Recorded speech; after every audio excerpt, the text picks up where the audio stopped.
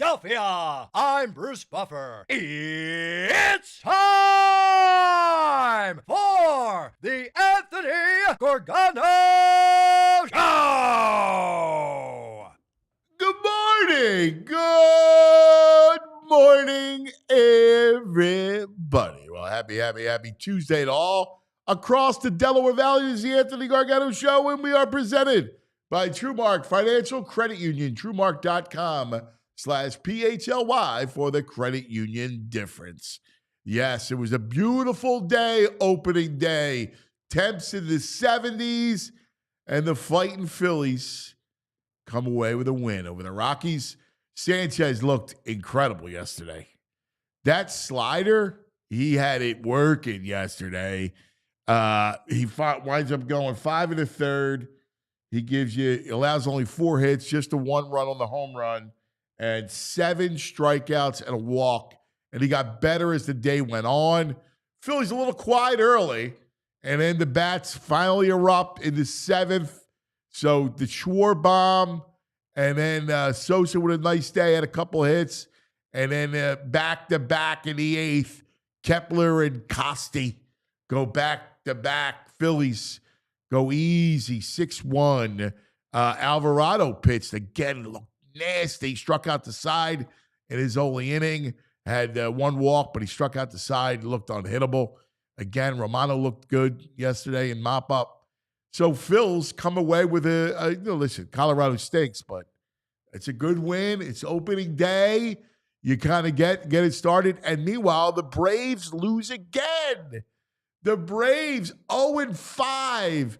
They lost last night to the Dodgers. And all of a sudden, you look around, and the only other team above 500 in the NL East is Miami at 3-2. So the Phillies already, they could clinch this thing by June. Oh, my. So it's good. Everything looks good. Kepler, in fact, Tyler, who's producing today, in for Andrew, we were talking about before the show, he looked good. He's looked real good. I liked him from the beginning in that I remember from Minnesota, when he's healthy, he's got pop, right? In this ballpark, he fits in the lineup. So you saw him and Castellanos go back-to-back. Kepler's been pretty good so far. It looks good at the plate. You know, the only thing that when I look at it, the only thing they're really missing is the right-handed bat, right? That's really it. And we kind of thought that would be the case, but they look good. The rotation looks dominant. Bullpen comes together, and they're gonna do damage, right? Schwarber's gonna hit his, and they're all going to get theirs, right? So they're exactly where we thought they would be. Easily, if not the best team behind the Dodgers, they're right there, right? So it's Dodgers then Phillies in the National League. Otherwise, you look around and it's not really. There's not a lot of other squads out there. Like Phillies, the Mets look like there's something off with them. I know it's early and none of this stuff matters, but. You look at the Braves lineup, you go, all right, it's not great. They're going to get some reinforcements, but, Phillies look good. And that's the big key. We'll talk all about it, but today's a big day. Tush Push time. The growing sentiment that the Tush Push gets banned down at the owners' meetings. Zack Berman will join us. Baldy will join us. So we'll dive into some draft and so obviously Tush Push and all kinds of owner stuff, how we spoke yesterday. And so we talked a lot about, a couple of moves he made and the Tush Push and the whole nine. So we'll get a download from Zachariah coming up at 10:40 live from the meetings. We'll talk to Bill Matz coming up in about 15 minutes. Billy to discuss a little Flyers. Flyers win again. A good, tough, hard-fought game. Fedotov actually played very well. A couple of mistakes that he made, but he saved his own bacon with a couple really good saves. Michkov, 2 more points. And he had the breakaway that excited the crowd. He just missed it. Puck started to trickle behind Annunen, the goalie for Nashville, and then it got swept away at the last minute. But he's just, when he's on the ice, I can't stop watching him. And he's still got an outside shot. I was listening to Bush last night. You never know. Still has an outside shot for the Calder. He's catched Hudson from Montreal. So we'll talk to Bill Matz about some Flyers excitement. Sixers Knicks tonight. Ugh. Good morning, VG. Hey, man. How's it going? Hey, man. How was it yesterday? You were down there. You couldn't wait. It was glorious. You were loving it. It was glorious. There's no better place. It was perfect. The tailgates, the parking lots were alive. Smile. You got the good smile. Yeah, man. You had the smile of a good day yesterday. Beers and seltzer. I saw people passing around bottles of Tullamore Dew. It was a party down there in the parking lot before we got in there. And then once you get in, they do what they do. I mean, they're struggling right now with some starting pitching. I think starting pitchers ERA versus the Phillies is .77. Relief pitchers versus the Phillies ERA's over 15. Well, I mean, look who you played, right? Yeah, Washington and Colorado. Yes, two bad bullpens. Bullpens. So they're gonna rake against those bullpens. Yes. So I mean, they're fun. They're doing what they're doing. They're patient. They look a little different. Castellanos only got one strikeout so far, I think. He's laying off the junk balls. Well, he's walked, 3 times? But what it really excites me is they're pitching, man. Oh, they're stupid. Dude, their pitching is sick. Sanchez. And with Alvarado in the bullpen, dude, he looks unbelievable. I mean, he's pretty much unhittable. Can this pace continue? Who knows? But he looks insane. Romano looked good. Yeah. Kirker, the bullpen's looking better than we thought. That was like a question mark. A right-handed bat in the bullpen. The bullpen looks okay so far. I mean, I know they're playing junk. We'll see. Oh, Braves, dude. I know. They lost Profar 80 games, and I know he can't play in the postseason. I know. That's huge. Dude, that's their big addition to the lineup. They could be. No wonder he had a good year last year. Really? Right? They could be one of those teams that just implodes early. You know, once you get 0-5, you end up 7-8 games back early. Right. It's tough to make it up. And not to mention, after what they've been through, like all those injuries over the last couple of years, sometimes it just wears on a team. And the next thing you know, they just have an implode season. Mm-hmm. This could be that. When that news broke yesterday, I was like, man, 80 games at no postseason. Oof. I know. Oof. I know. And that was their big bat. I mean, that was the main addition to the lineup. I mean, he had a great year in San Diego. And they go, all right. I was even cold. I was like, he'd be a nice addition here after the season he had. But yeah, that's big. Yeah. Who knows? Listen, you get the Braves and the Mets, and because I don't think the Mets are very good. I don't think their pitching to me is not going to hold up. No. Last year was what it was. I think it's an anomaly. But dude, Kepler, Schwarber just being Schwarber, he's on like he. I like Kepler. I told you, man. I know. He's like, he might not get the MVP this year. Why not throw couple shekels on MVP? Schwarber the way he's bombing right now. You're already older, right? Mm-hmm. So I like an old DH, old big burly, looks like a guy who's on the bar league as a DH. Well, listen, I mean, you got plenty of time for that, but man, he is going to do damage. Yep, that's the one thing he's going to do in this ballpark, and that's where Kepler in this ballpark, he's got pop. I remember in Minnesota, it was a couple of years ago where he had a big home run year. Mm-hmm. He's got power. He talked yesterday after the game about blacking out, just like, the pressure of being a new place, pressure to try and impress, and just said he kind of blacked out yesterday and hit that dinger. Yeah. Has Massimo seen Ellie De La Cruz's stats with the torpedo bat yesterday? Yeah. 4-5, 2 home runs, 7 RBI, scored 4 runs. It's crazy, man. This is the wildest thing. I can't remember anything like this in sports where a new piece of equipment came out without, no one mentioned it until this weekend. And now it's here's everywhere. The thing. The Victus bats and all the bat people are going crazy making them. Yes. So you're going to see a lot more bats throughout the National League, throughout baseball with this torpedo bat. Mm-hmm. Yeah, Stott also has some interesting comments because he said, "Hey, it's a good idea, but it's not for everybody. If you tend to hit it off, if you get jammed, you hit it closer to the label, and you hit it off the end of the bat, you got to stick with a traditional one. But if you're a guy who's got that sweet spot at a certain spot, well, that's where you got to look at players that do that where it would work. Yeah, Wow, all this technology.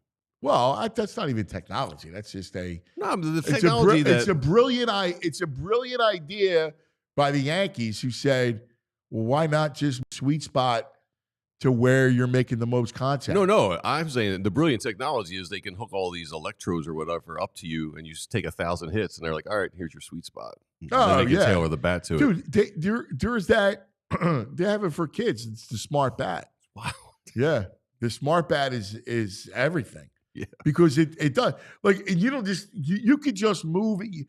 The beauty is these custom, you can find it like, you don't have to move it all the way in, right? Yeah. You could just move it a short period, an inch or two. Yep. And that makes a difference. Baseball's a game of inches. All of a sudden, if you got it down to the inch, good luck to the pitcher. Dude, I didn't get the Strom quote exactly. I tried to screenshot it, but I forgot where it went. But you see his comments? No. They asked him for his opinion, and he was like, I'm a pitcher. Does it even matter what my opinion is? They don't ask. Right. They treat us like a criminal after every inning, where they got to shake us down to make sure we're not cheating. They don't care what we think. We're criminals. Well, he's right. I mean, look, and here's the thing. The way guys pitch now, it's hard to hit. You're talking. Yeah. Look at this stuff. Just look at the Phillies, right? Look at Luzardo and look at Sanchez. These are two lefties that just have wicked sliders, man. Got pop on your fastball. Like in Luzardo's case, when you're scraping 98 and then you got that wicked movement, that late sink. It's just insane. It was always the hardest thing to do in sports. It's become harder every year. That's why every time these pitchers get bigger and stronger. Yeah, that's why I go, so be it. Let me ask the bot. Bot, do you have any issues with the torpedo bat? No, I don't think so. I think it's probably one of those things where baseball will look at it, and if there becomes an unfair offensive advantage, they'll probably say, nah, no more. But I don't have any, because you brought it up, right? And maybe we are reaching like the upper echelons of like human abilities, throwing 103, 104. But like, you watch Ben Joyce, you watch Jose Alvarado, you watch starters like you guys brought up who were throwing 97 in the 7th. Like, it was like 10 years ago, Verlander was that dude. He was the only dude who did that. Now it's pretty commonplace where starters are throwing 97, 98, 85, 90 pitches in. So I don't have a problem with it. No, I don't either. And again, it's just a manipulation of the equipment, right? So it's not changing the weight. It's not change. All you're doing is switching up the dimensions. Yeah, you haven't corked the bat. You haven't hollowed it out. You're not putting. It's not a metal bat, right? It's just a dimensional thing. It's weird, but I think it's within the guidelines of the game. Yeah, and I wonder how it'll play with pitchers, right? Knowing that here's the book on a hitter. All right, does it change the way they now? Listen, if you're swinging a torpedo bat, I'm going to bust you outside. I was going to ask you think you're either going to throw outside or way, way, way inside and try to like saw a guy off, right? Right. You're just going to try to miss sweet spots. You're going to want to work on the outside part of the plate, and then work yourself in. Like, you're going to want to attack and pound the outside zone. So it's going to work in favor of guys that have great command. That could pound the outside part of the zone. Good plate coverage. Yeah. I'm ready to go with it, man. Let's torpedo this season up. Let's get dingers everywhere. Yeah. Let's make it fun. No, we got power versus the torpedoes. Yeah, I'm with you. I think we can't help you. You're trying to hit that 101 Alvarado sinker. If you can find a way legally to make it help you, that's the point. Good luck. Right? Like, that's the point. It's hard to hit a baseball like that. Like, when you're looking at guys with that kind of stuff, go ahead. Yeah. I'm good with it. I am too. I have, normally this stuff, and when it first came out, I was like, wait, what? Yeah. Right? Like, it looks a little weird. It got you. Like, you were going, wait a second, this can't be right. You can't allow, you just can't change up a bat. It's like a Belichick move. It is a Belichick right? move. But then you start to think about it and you go, all right, well, you know what? Good on them. Yeah. For figuring it out. Let's have some fun. You got analytic people across baseball now going, all right, here's our guy. Who needs the torpedo bat? Who needs to move the dimensions? It's pretty cool. Yeah. Dude, can I just say yesterday, not to jump around, but before I forget, that bank, when Schwarber hit his bomb, I don't know. They've changed the speakers, but I don't know if it was where I was sitting. The echo, it was maybe the loudest roar that I've heard. Maybe it was just where I sat. But I got a tweet, like a video of it. I don't know if it does it justice, but man, was Let's it. hear it. Wow. Let's say it. Let's say it. Now that our video works, Yeah. make sure the chat knows.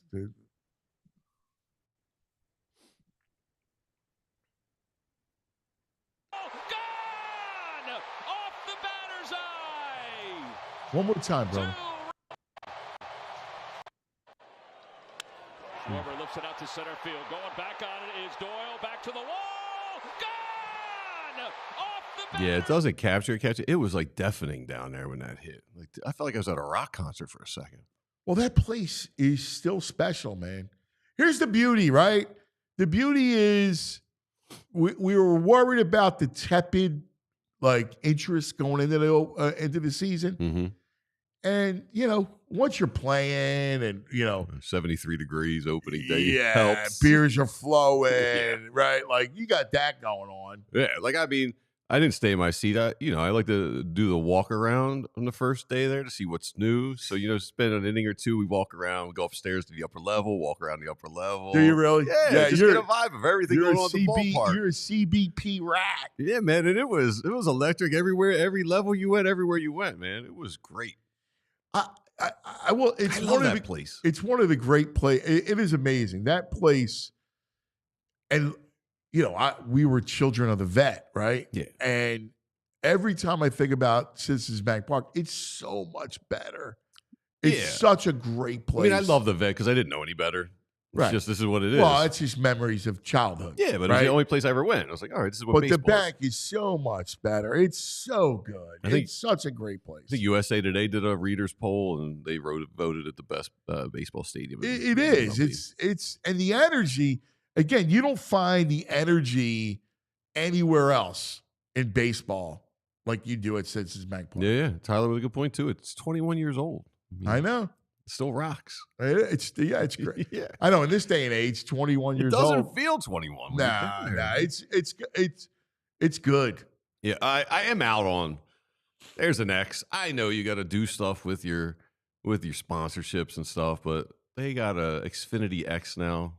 They hyped it up. It lights up when you get a home run. Yeah. We don't need it. It just lights. If you want to make it spin, make us do something fun. It just lights. We got the bell. Right. The bell is what it is. But We here's the don't thing. need it in the view of the bell. I can't kill him because listen, Middleton spends a lot of money. So if you got a good sponsorship, go ahead. God bless. It's part of me as a fan. It's part of baseball. Me separating the business side as a fan. Look, I'm not gonna go yay. Yeah. Yay. I didn't even know. I was like, is that like an X Twitter kind of X? Or they're like, no, it's Xfinity X. Xfinity. I was like, oh. Yeah, it's the Xfinity. Yeah. No, I mean, God bless. That's how I look at it. I don't care. It doesn't really. Did it really impact you? No. Yeah, it makes it feel a little cheap. Really? Yeah. Randy's in the chat. He's like, the X bastardizes the bell. It's like, it just feels a little corny and cheap. Like, I feel like they're above that. Like, Find a better way to make it cool.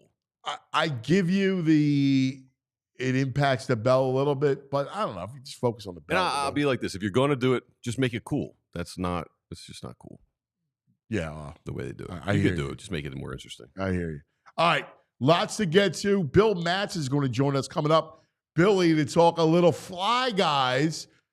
Look, again, there's a lot of people went from opening day to the Flyers game. Yeah, I couldn't do it. No? Nah. I couldn't afford the pocket. I was hungry. I had to get some food. I couldn't afford going over there and getting tickets. And People were I have friends who did it. Yeah, people were excited. Like, Yeah, it was it's fun, man. great, And yeah. Beachcoff, there's nothing better than watching that kid. I'm obsessed with He's him. nuts right now. He's out of his mind. So is TK. That line. Well, that line works. Couturier, Konechny, and Beachcoff work. Yeah, like imagine that that. works. Mm-hmm. Yeah, you're loving it. You I love it. Can't You wait to love talk to it. Bill. Ding dong torches out. Yeah. You're loving that thing. All right, let's talk about some of our friends, shall we? All right, let's talk about our friends over at Glad Hair Restoration. So if you're follically challenged, you're thinning out, if you're receding, if you got that monk thing going on, I've been there. Don't do what I did and ignore it. Go check out our friends over at Glad Hair, because Glad Hair has been restoring and defending hairlines in the area for over 30 years. And it's no wonder they have the reputation they do. Their proven results and experienced team are just a few reasons Glad Hair name has stood the test of time.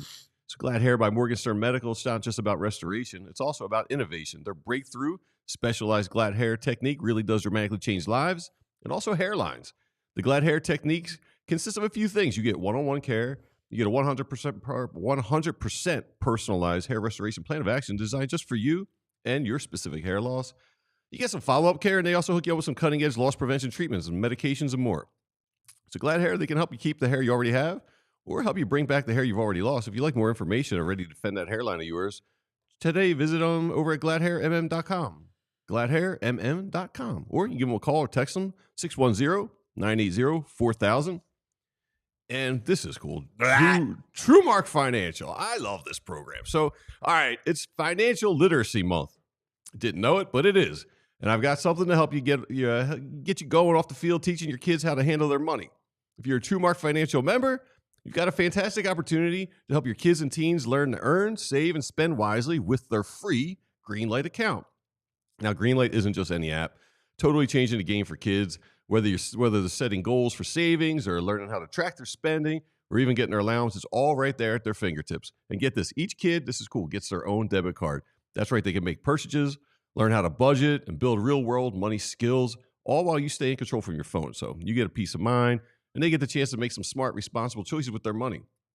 So if you're looking for a way to teach your kids some financial plays this Financial Literacy Month, I can't recommend this enough. It's like training for life's biggest game. So head over to TrueMark.com/Greenlight to get all the details and sign up today. Don't miss this chance to set your kids up for financial success with this cool free account program. TrueMark Financial, their Greenlight program. I love it. We love it. All right. Let's talk a little fly, guys. Yeah. From the All PHLY Flyers show, our man, Bill Matz. Billy! Good morning, gentlemen. What's in the background? I like those hats. He's got a hat That's wall. that's the hat wall, yeah. Yeah, I like the hat wall. Hat wall solid. Hat wall is strong. Mm-hmm. It is really good. What's your favorite hat? This one, I love this orange and black Phillies hat that I have. I have a few Philly A's hats I really love too. Yeah. I like the A stuff. That's like- a strong shirt, I too, was with the gonna Ben say, Franklin. I love that shirt. How'd you get that shirt? What's that shirt about? Oh, this is from damn, I've had this shirt a few years. I'm trying to remember where I got it. It's not Philly Goat. It's another local company. I cannot remember. I like the bridge. off the top of my head. Yeah, the bridge looks cool, man. All right, dude. Let's get into this thing because Affiliated. there's There it is. there you Oh, go. nice. I like it. There is so much fun going on at the Wells Fargo Center. And yesterday, after opening day, a lot of people went and caught the Flyers last night. Little double-double, right? The double dip. Dude, I can't take my eyes off of that line and Michkov. I mean, it's ridiculous. He's on fire right now. I mean, since the beginning of February, only like two guys in the league have more even strength points than him. He's near the top of the league in total points since then. He's been on fire the last few weeks, especially 3 straight multi-point games, just scoring 2 goals a game like it's no problem. Couple of assists last night. So it's on one hand, we have, they probably would be better suited by losing. Get as great of a chance at a top 4, top 5 pick as you can. But when it's the future of the franchise who is kind of the catalyst for this little 3-game winning streak you're on, it's hard to be upset. Like, what are you going to ask him to do? Not score? No, like, not try to you can't chase do down that. this Calder trophy? No, you can't do that. Listen, wherever you fall, right? That's kind of how I look at it because you need them to feel good about themselves. And that's part of the problem. Look, when the Sixers did the tank, they had no players, right? They're very few to build around. When you have players that you're building around, you cannot put them in a bad spot. Like, you got to just let it play out.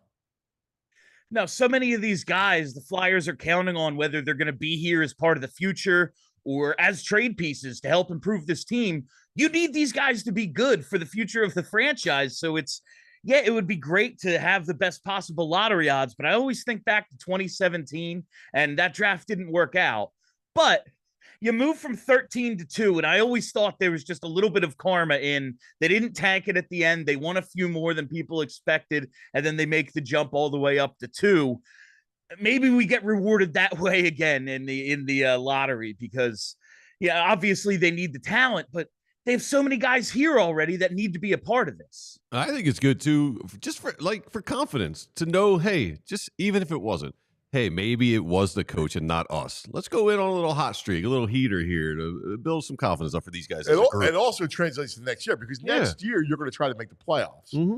So you want the carryover of feeling good about next year.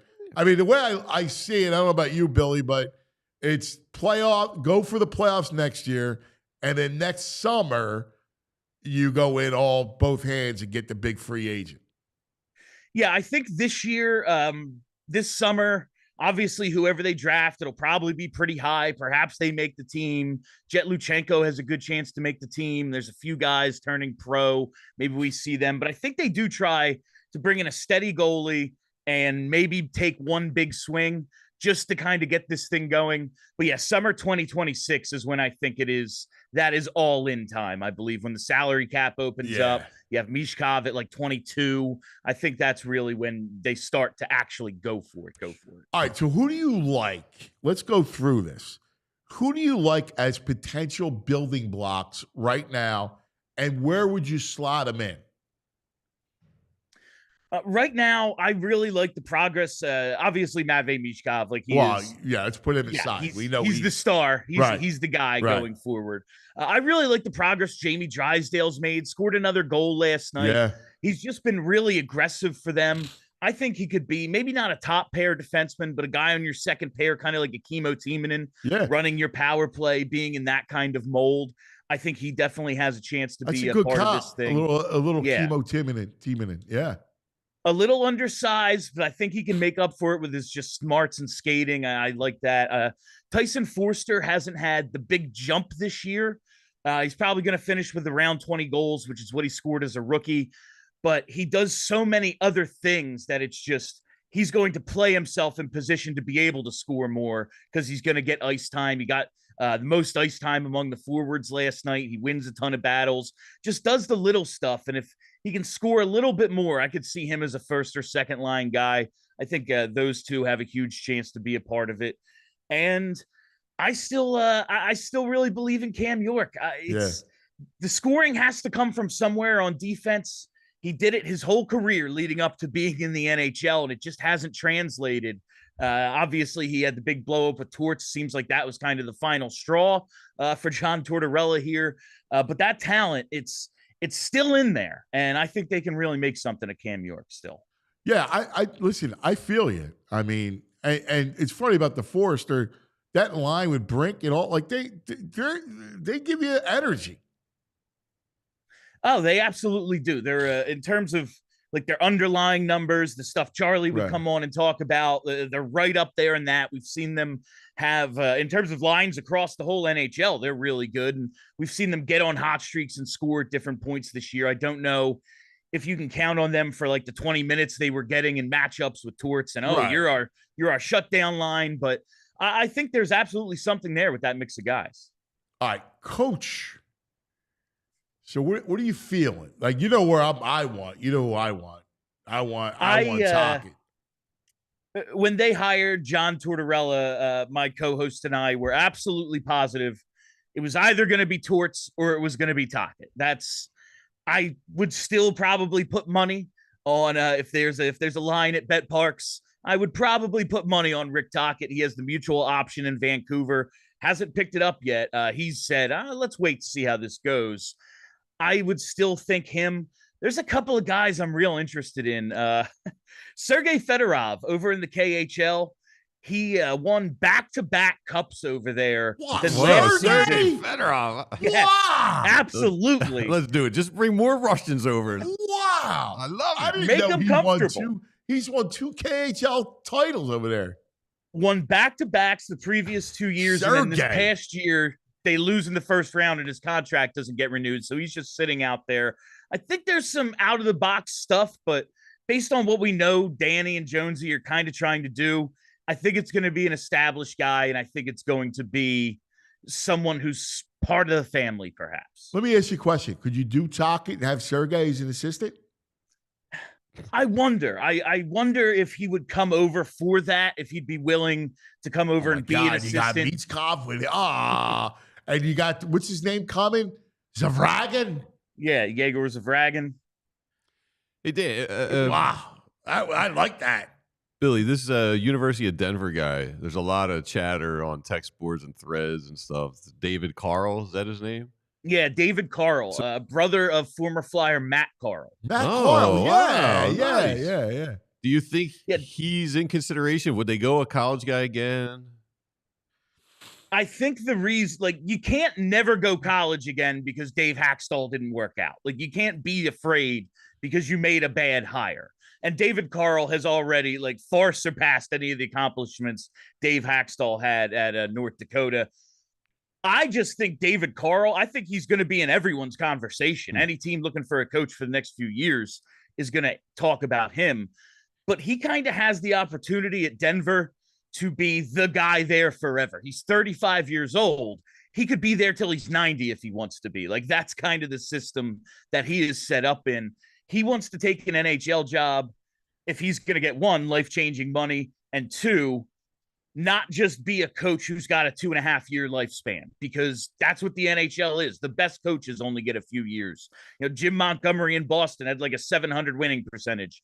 Slow start to the year, boom, you're gone. Like, and I just don't think he's all that interested in that. Why is that? Like, it's funny because we always laud hockey players for not being, divas and the whole thing. Why is it the message grows stale so quickly?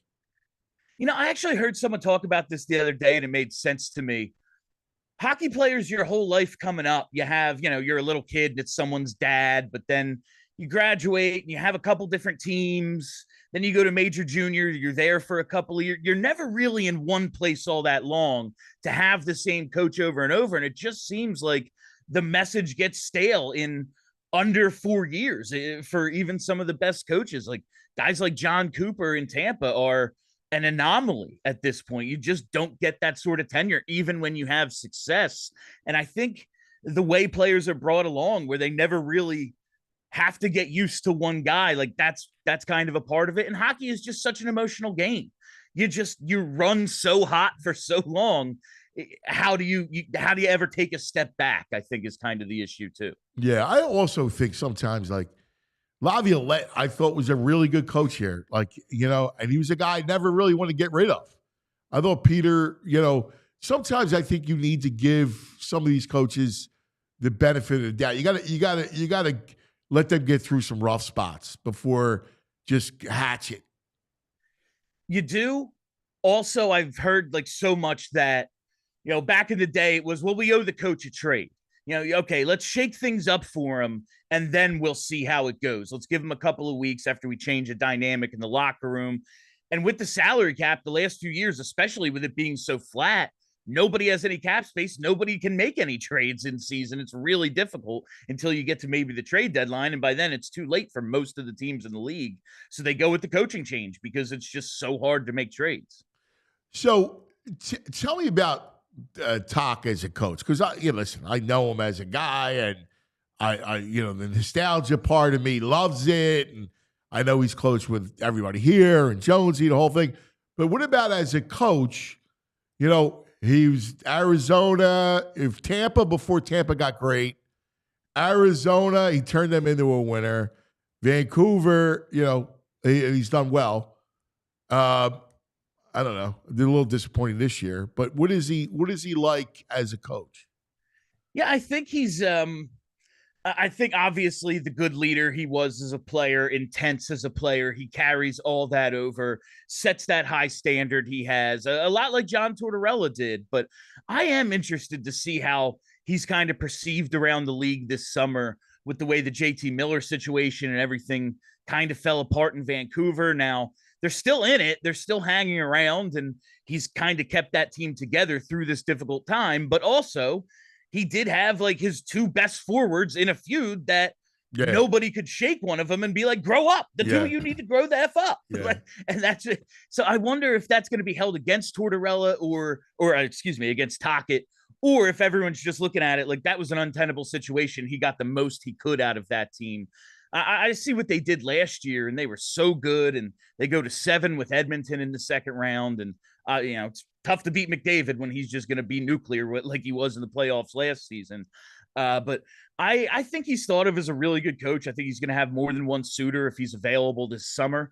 And I'm not opposed to the idea. As much as I want to get away from the old boys club, I do understand them wanting to have the family atmosphere of the Philadelphia Flyers. That was always the Ed Snyder calling card, and it did work for a little while. No, it worked for a long while. I mean, I know they didn't win a cup, but, they were buzzing around. They were very good for a long period of time. So I'm not as against, the family thing as other people. Real quick, the NFL owners have approved proposals to expand the league's replay assist system.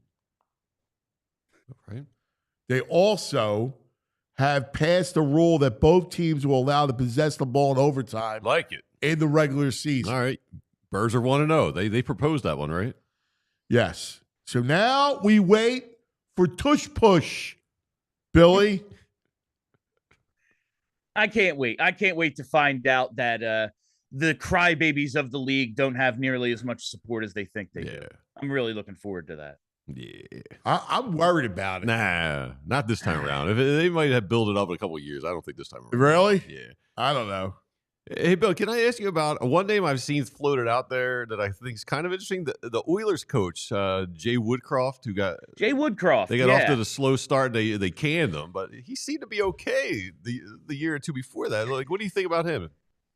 Yeah, he's one of those guys that like just kind of, all right, man, we've lost 10 of 12 or whatever it was, and Connor McDavid isn't scoring and we can't get a save. Yeah, like of course your whole team is built around Connor McDavid having 1.5 points a game, and hopefully you get a couple of saves, and he just couldn't. So he gets shown the door, and then the team gets hot, ends up in the Stanley Cup final. Woodcroft was at training camp with Tortorella a bit this past summer. He's been around the organization. I definitely think he's going to be a candidate. Now, I'll ask you this: it feels like they're feeling good about everything, right? Like it feels like, all right, it sucks having to have gone through this, but you could see a little bit of the light at the end of the tunnel, to at least to the point where you're able to be competitive, right? Like I talk to Jonesy a lot, and I feel like he's pretty optimistic about things. Yeah, as bad as they have looked at points this year, it always comes back to the goaltending for me. They're nowhere near as bad as their record is. I truly don't believe this is a bottom 5 team in hockey, but the old saying, if you have a good goalie, it's 70% of your team. If you have a bad goalie, it's 100% of your team. There's not a ton you can do when through the first half of the year, they were getting historically bad goaltending, and it's just it's only bad now. It's merely bad, no longer horrendous, and they've won a few games, and I really think they do have a little bit more. They're a little closer to being a bubble playoff team than they are one of the tanking teams like San Jose or Chicago. Yeah, I agree. All right, with a little break until Saturday, they have a little bit of a couple days off here before they go to Montreal. Yeah, it's a weird schedule. March was so condensed. It was a game. I think they played like 20 games in 30 days or something absolutely ridiculous like that in March. Now they have a few days off to start April. We're actually going up to Montreal with Philly sports trips this weekend. Really looking forward to that one. Going to be a great time, but it's little opportunity for everyone to take a step back and kind of assess where they are with 6 games left. Are they doing any of these team bonding activities this week without Torts around to try and just have some fun? I think the team bonding is no more John Tortorella. I think they've already bonded. They've already bonded quite closely over that one. Bill, before you leave, Ryan Poehling, he's been on a heater too the last 3 or 4 games. Is this? I'll tell you. What is this from? What's the effect of this? Why is this happening? He tied his career high that he set last year with 11 goals. He's on a real heater right now. Maybe it's just that, but this guy was a first-round pick. He scored a hat trick in his first career game. I've always thought he's got a little bit more skill than he's ever shown, but it's just a fun run right now that he's on. It's like Al Hill. Remember Al Hill? No. Is that Married with Children? Oh No. my God! Nobody knows Al Hill. Wait, is he like a He scored 2 goals his first NHL game for the Flyers? Yeah. Oh man, Very little memory of this. Oh my God. He was here from 77 to 88. Yeah. Nobody even. I thought you guys would at least get the name. He was here in 88. Wow. I know it's before Billy's time, but you. I was born in '88. I know, but you still know players. You know who Bobby Clark is? Frig. Yes. Come on, Yes, man. Al Hill's career high was 26 He's the GM points. who hated Eric Lindros when I was a kid. Yes. I love Bill's memory. That's how I remember him too. You shouldn't remember him that way. Yeah. Billy, we love you, buddy. What time today? 4:00 today. For today, Wednesday and Thursday, with no games this week. Looking forward to some good studio shows. I love it. Thank you, brother. Great stuff as always. We'll be watching. You're the Take best. it easy, gentlemen. See you, pal. See you, Bill. Now, I know one guy who knows who Al Hill is. I'm sure he had betted on prop times multiple times. I know exactly because he's a true sportsman. Al Hill over a half assist tonight. He knows sports. I don't understand it. How do you not know who Al Hill is? Dude, I mean, I'm not easy on my memory. You know, I got to start doing some puzzles. Oh my some, God! Like, You need something. What's that? Prevagen? What is that? What it is? That's the memory drug. Isn't it ginkgo biloba? I need herbs. You need I'm an herb Prevagen. man. I need an herb for memory. Let me get the brain. Memory Brain. Brain. Red, the brain finder. Brain. Wait. He's got no sound. We can't hear you. We go. Sorry Here about we that. go. Al Hill. Absolutely remember Al Hill. Just like I remember Al Hill. I remember that like it was yesterday. Yeah, these guys, God, don't know Al Hill. I know. That's a violation. You can't call yourself a Flyers fan, especially if you're his age. And I can't call myself a Flyers fan because I don't remember Al Hey, Hill. you know It's Al like Hill. if you said you're an Eagles fan and you never heard the tight end Keith Krepley, you'd say, how do you not know that? Stop. Al Hill was Yes. Al Hill was decent. He Krepley had a decent great years. career compared to Al Hill. Al Hill scored How 2 many years goals did Al in Hill? first Didn't Al game. Hill play a lot of years? Am I misremembering? I thought he No, he played played like 7 11 He years. played 11 years. Okay, Yes. that's what I thought. He was a real player. Yes. I mean, a real player. He was con- He's a winger who maxed He was out 26 contributing player. points. But no. Wait, but by the way, guys, I got a question for you. I want you to do this. Name 5 players playing for the Sixers right now. No, Quentin chance. Grimes, Adam Bona. Oh, No, O'Shea. Grimes is out. Grimes is out. Is O'Shea Brissett What, playing? he's not playing tonight? No, he's out. No, these guys have been out. I thought he's playing tonight. I think I saw Well, he's maybe playing. he's playing. Okay, because I looked at the box score from the last game, and I'm like, they're charging $300 a ticket for good seats for this team. No. I'm just like, I was literally as appalled as VG not knowing Al Hill, looking at the lineup that they're putting out there. Oh, right it's now. horrible. It is. It's horrible. It's I- terrible. And then tonight they It's play. just- They got the Knicks tonight, right? So that's You know, it's why funny. Grimes will play Yeah. tonight because they have Yeah. no chance of winning, right? I almost was going to bet the Knicks with the money line, thinking I hate to say something is free money, but man, this would be like if the Sixers could beat the Knicks. Man, that would. They're not beating the Knicks. Although, That's what I'm saying. what's Line's his up at name's 15. out It was open tonight? at 14. The Knicks don't have Brunson or McBride tonight. Yeah, well, they don't need either one of them, quite honestly. But I mean, No. the Sixers, it's just Whatever. I shouldn't even bring it up. But that's just No, it's well, just again, that whole league's unwatchable. Like, thank God for again, the tournament. The told you. tournament was like gave me Brought my me joy. basketball fix. Yeah, it brought me joy again. You made a good point though, Anthony. You really did make a good point. And after you mentioned, I started reading other people talking about it, but you talked about how the NIL is probably the death of the Cinderellas, and that's the only thing I did always like that aspect where like you'd see like a team maybe make a run to the Elite Eight or something like that, or wait to Virginia Commonwealth go to the Final Four, George Mason. But now it's like, yeah, you say to yourself, how could that even happen with all these good players being poached away? But I still enjoy watching it. I do. Well, let me ask you a question. Did they really deserve to go to the final? The VCU and George Mason and Butler, did they deserve to go to the Final Four? And the only reason why they got that far is because the one and dones, like the good teams lost guys after their freshman or sophomore year. Well, here's how I would answer that, Anthony. And I think about this. I think it's a pretty fair comp. Did someone deserve to win the lottery? You say, well, no one deserves it per se, but every now and then it happens, which gives you that hope, right? Yeah. Like it's like hope is a good thing, Shawshank Redemption. If it happens like once every 20 years or whatever, people are like, oh my God, you never know. But now I feel like it's just that's kind of been eliminated. Do they deserve it? No, it's a fluke of all flukes. It almost felt like, but it felt like they were more on an even footing as the years went on. And I quite frankly, I thought it sullied the idea of Cinderella. Cinderella wasn't special. No. No, look, I hear a lot of Cinderellas walking around. I'm curious, Anthony. I haven't read about it. I'm curious. Have you read what is Clayton's stock in the NBA? Is he supposed to be an NBA prospect or not? Or you don't know?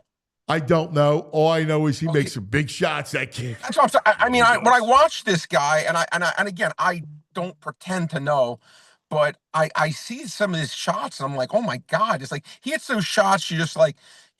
I'm not comparing him to Steph Curry. Steph Curry's a zillion times better, but you just like, how did he make that? Like he just makes these crazy shots. He's a good player. I'm very impressed watching him. I'm looking at a mock now. Mock now's got him 19th, going 19th. Okay. Yeah, that makes sense. Well, that's what. Well, you know what? Where did Kemba Walker go? Did he go that area? And Kemba Walker had a nice career. That's a good right. One thing I am surprised about is Proctor on Duke. He's like a projected second rounder, and he's been playing some ball. Yeah, really? Yeah. Oh, I didn't know that. I thought he would for sure would have been a first rounder. No. Yeah, but you know what's interesting? That's one thing with the NBA. I feel like, and look, this is why these scouts get paid to do it. Like so much of it is projection and just you can't even look at what they've done. I again, not that it's the right way. That's just the way it seems to be. Like how good they are in college or what they do is almost, for lack of a word, irrelevant. It's just you're projected to be a certain way based on your, maybe your athletic ability, your talent or whatnot. You know what's funny? You know which player, real quick, I'm sorry to go in different lanes, but when I thought he was going to be real, watching him last year in the NBA, and this has been a good team this year, but I told you Rockets 14-1 to win the division. My magic number's 2. But I thought Cam Whitmore, watching him his first year for Houston, I like this guy. I thought he had a chance to be, not even though he was a radical for Villanova, but I thought he had a chance to be like really, really good.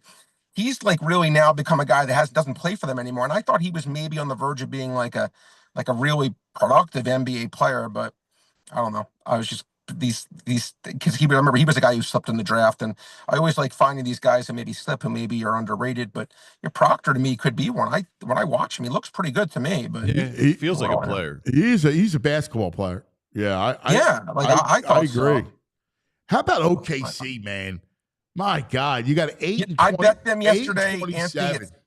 I got plus 440 to win 70 games. They got to win their last 7 games now. I got plus 440. I think they're going to do it. I actually think they're going to do it. Like, forget the plus 440. If it was minus 110, I think they're going to do it. I don't think they're going to lose another game this year. No, I do not. I think they want to get 70, and I think they'll get 70. And speaking of, and in the draft, they got 8 and 27. And with that, what Sam Presti has done is, now what's crazy is they haven't won a title yet. It's like they've done everything except win the title. But that now, as good as that Paul George for SGA and 7 first-round picks, I think it was, or 6 first-round picks and 3 pick flops, whatever it was, that'll go down as a Jeff Bagwell, Larry Anderson trade. Yeah. Okay. he's just done, again, the job he's done has just, to me, been, that's why, again, if I was, I will always go back in time, but if Dallas had said to them, okay, we want whatever, Chet Holmgren, 6 first-round picks, or Jalen Williams and 5 first-round picks for Luka, they're the team that actually could have said, you know what, we have so many draft picks, we have more than anyone else, them in Utah, I guess, we can afford to overpay, even use the word, you can't even overpay for Luka Doncic, but, and now we could have Luka and SGA for the next 8-10 years, just winning title after title after title. Exactly. That's, if I were them, I mean, I'm looking, go, all right, who can I pluck? Like, who would be the perfect fit for my team?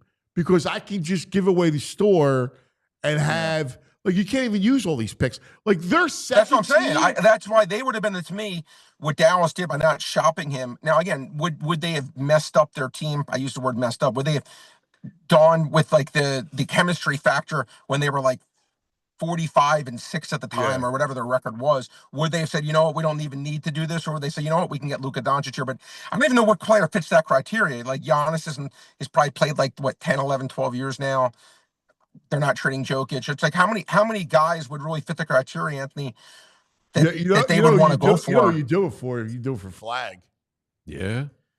Maybe you do it for Flag. Yeah, maybe, because you know what's great for Flag is you have the building block and Holmgren to say, okay, here's a guy that's not going to be as good as Flag, but he's like a good young player too, a good young big. We could start with him. At least you're not being laughed out of the building. Right, with Chet Holmgren. And you could start with that. And it's like a good base. Okay, now if we could just find the other pieces, or they could go for Joel Embiid. Who was that pick for? Was that for Al Horford? Was that pick for the Al Horford trade that the Sixers owe them? Yeah. When they made them take out Horford, right? Yeah. And it dissolves if it's not a top 6 pick. Is that what happens? Yes. Like this. Yeah. I mean, look, the Sixers, with all the bad luck they've had, maybe they'll get, if they get Cooper Flag, are you back in? Do you think you'll fall for it or no? Yeah. If they get Cooper Flag, I'm waving the flag. I'm playing the song. I'm ringing the bell. I'm doing it all. VG, who's listed as the second player right now after Flag? Who's what? This is the second prospect. Right? Dylan Harper and some Ace Bailey. Rutgers guys? Yeah. Yeah, Ace Bailey. Yeah, well, I heard DJ talking about them. Yeah, I think it was DJ on your show yesterday talking about those guys. So, yeah, I mean, we'll see. But it does seem like Cooper. I mean, I just don't know if they're going to be a medium back. But it seems like Cooper Flag maybe really could be that kind of guy that could really just turn the franchise around. But again, hopefully Embiid is healthy. There's no one close to him. I mean, there is a worry. I mean, he can always go back to Duke. I mean, if he doesn't want to go wherever he gets drafted. That, but do you really? I guess with what's interesting with the NIL stuff? Yeah. Well, does he have to declare before the draft? I don't know the rules. See, here's the thing. No, as long as you don't sign with an agent. Does he have to declare before the lottery? No, before the lottery. You just don't sign with an agent. But here's the thing. Right. If I'm Flag, I don't know why you're in a hurry to leave. I want to enjoy, because again, I brought this up to you guys. Whoever it is, Gatorade, State Farm, I don't care, name it. Name the big corporation that just buys Cooper Flag for March. Capital One. Yeah, it's funny. It's a different world now. He actually can't do that. Why wouldn't you just go, hey, Coop, I'm going to put you in commercials with Barkley and Spike, right? And I'm going to pay $100 million, and you're going to stay. All right. Which is the lottery, Anthony, is usually what, like May 22nd area. I think the deadline, I don't know when the deadline to announce whether you're in or out, but it actually may be after the lottery's done. I'm not sure, because if it is after the fact, the lottery's done, there's no reason. You're right. He should, all right, if he, depending on what team he goes to, he may say, you know what, wait a minute, this is not the market I want to be at, or whoa, here's a chance maybe to go to Philadelphia, which is a big market. Maybe I do just grab that, or versus if he goes to a market like, I don't know, it just seems like Brooklyn is a big market, but it seems like the Nets and the Wizards just every year are just the worst team. I mean, really, it would suck if you're Cooper Flag and you're going to go play for the Wizards. Like, you're going to leave college basketball and Duke and all the excitement and all the drama and go play in front of 8 people in Washington. I didn't know it was even 8, but yeah, you're right, Anthony. I agree with everything you're saying. That's why it'll be interesting to see. Again, I am curious when the deadline is, but yeah, you're right. With the NIL, the way it is today, it's not impossible, and you really could make that argument. I always say, and again, look, quality of life. Who would not love to be a 19-year-old kid playing at Duke, being idolized by the world, getting paid seven figures? I guess John Shire was on with Dan Patrick yesterday, and they talked about it, and he said he could dream about him coming back, but that's all it is in this case. I think it's a dream, and I think he's got to take the next dream in his life and be the top pick in the NBA draft and start his professional career. So his coach is telling him to do it. But again, nobody has talked about the idea of a corporation coming in and giving him that $200 million deal. Yeah, but they'll give it to him regardless if he stays or not, don't you think? Well, no. I mean, he's going to get the endorsement money whether he's a but pro you or get college. a much bigger endorsement check. I think it's a different thing. Yeah, he could market differently. I think so. It's just being lost in the shuffle in the NBA. Yeah, right now he's you own March. You could command way more money. Yeah, I think it's I agree with you. I think it's a different thing, VG. Like it's in March, like everyone's talking about Cooper Flag is supposed to have in March in the regular season game playing for Washington. Maybe his mom. That's about it. Talking about Cooper Flag. So I think it is different. It's not that he's not a great player. I'm just saying, just visibility, being visible, right? He's playing March for the Washington Wizards. There's no visibility in the Final Four right now. That's all people are talking about. So I do think there is some validity to it for sure. And I think if I was his mom or his dad or his agent, I'd be like, all right, maybe this is a better way. Even forgetting even just being happy being at Duke, maybe it's just a better way to go financially. Well, we're going to do What Would Baldy Do coming up shortly. And hey, he doesn't even have to be a Duke. All right. No, but what would Baldy do? Right. We're going to ask the question. All right. Brain, torpedo bats. Are you factoring them in your handicapping? You know, it really is one of the craziest things ever, like watching what's going on with it. I mean, I think you almost have to start to now. It really, and you saw the article on ESPN, I'm sure yesterday about it. It's just, it's a crazy thing. It's crazy. It's absolutely crazy.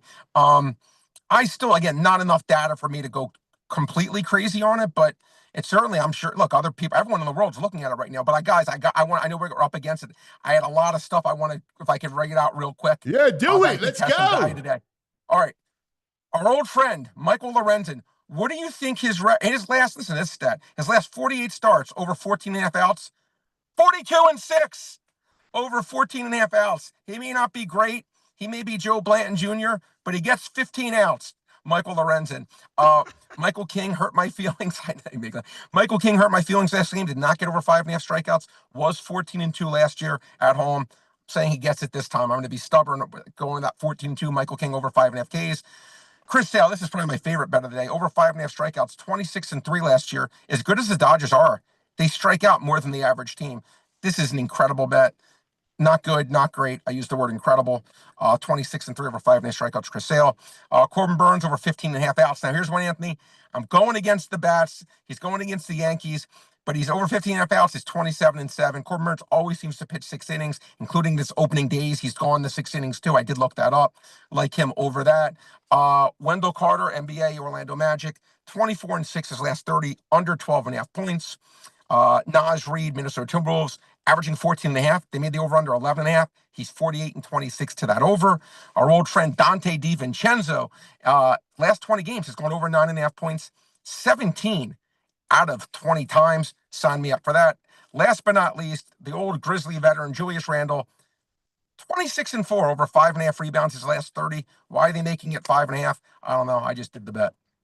Here it is. Wow. Flurry of activity. Flurry of action. Yeah, I was firing them up. Like fire. Like watching Al Hill fire slap shots back in the day, VG. Wow. That's it. Al Hill shots right there, baby. Brain, we love you. You're a great sportsman, Brain. Thank you. You gotta be, man. Al Hill, baby. My favorite part of the show is when you mention these names, Anthony, because me and you always have we're from the same area age. Yeah. We always know the same guys. Yeah, nobody knows. Watch the same stuff. Bill Matz is looking like who? I'm from the same era too, man. We're like the same age. That's why I'm disappointed. This is your brain. This is your brain on drugs. Yeah, Brain, you hang out with me. We have some fun. And you'd be like, all right, I get why he doesn't remember some things, but we have a blast. I love you, VG, but again, come on now, not knowing Al Hill. Again, I'm giving you elite level respect. Like 17 games is max in his season. I mean, there's a guy's an AHL, NHLer. Come on. No, he was not. He was here for 11 years. Yeah, but he never played. He never played full seasons. He was never here for a full Al season. Hill, come on, you got to know. Violation.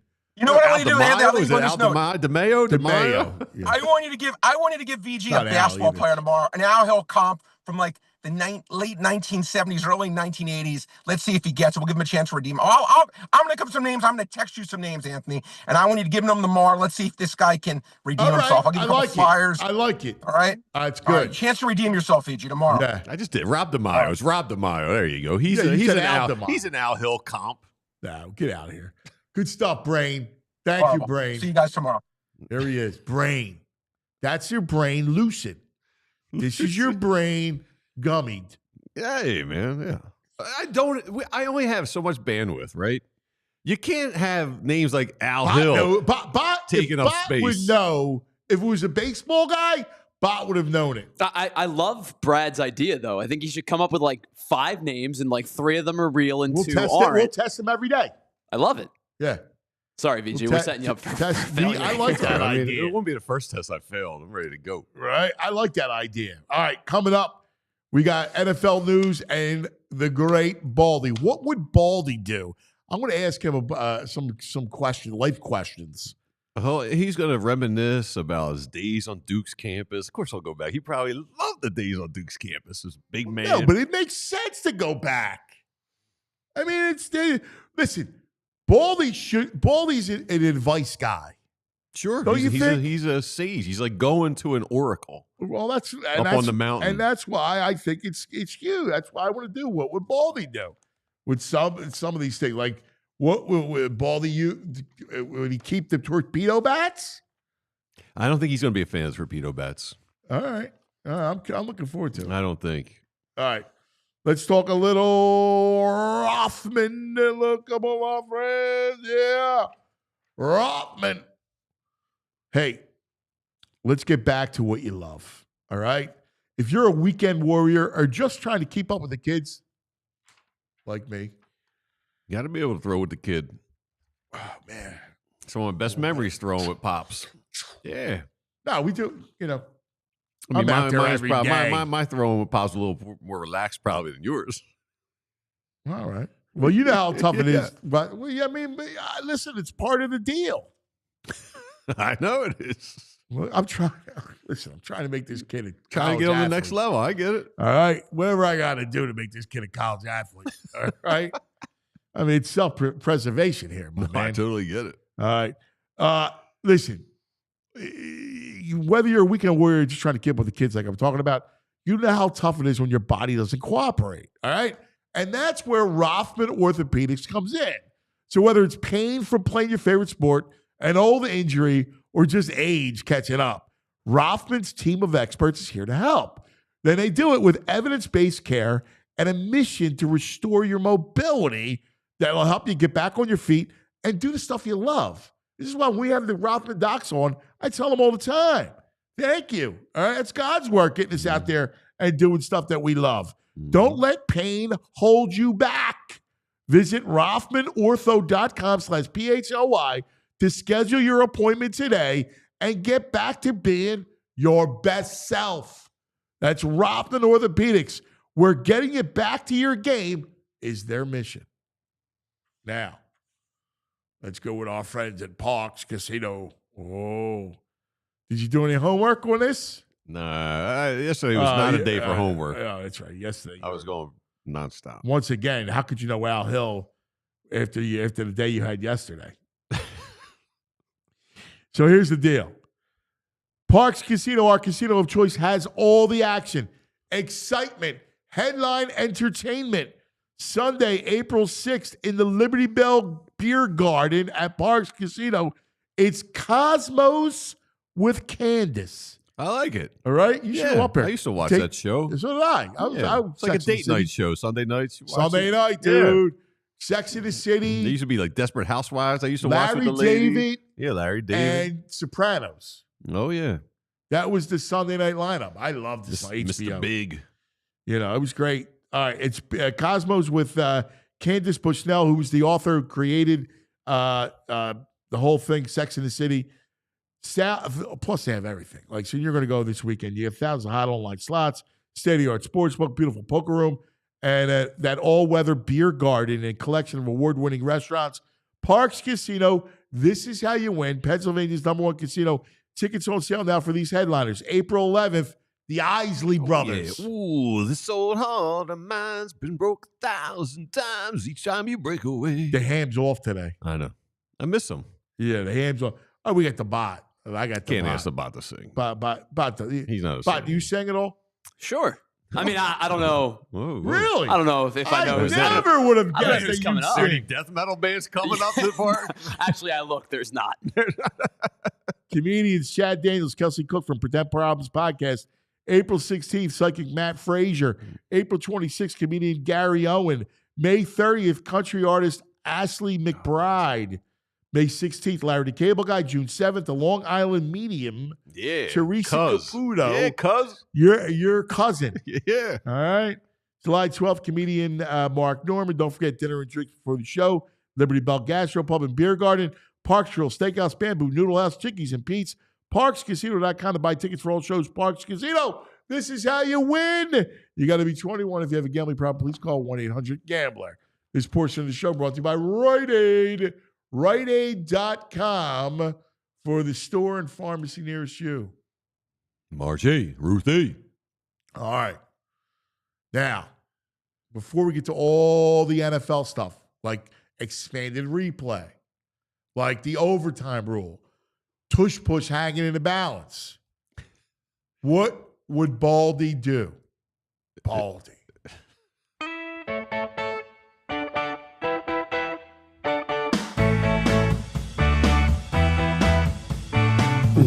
Baldy. Oh, let's talk some football. Baldy. Oh, he likes meats and football. Oh, Baldy. Yes, the great Here he is. He's chewing on some eggs, some He's sausage. eating meat. He does eggs in the morning, too. He does little eggs. What do you got? Yeah, I just finished cheese omelet and some bacon and sausage, man. Ready to start the day. He's ready to go. Now, that's a good shirt. That's it, man.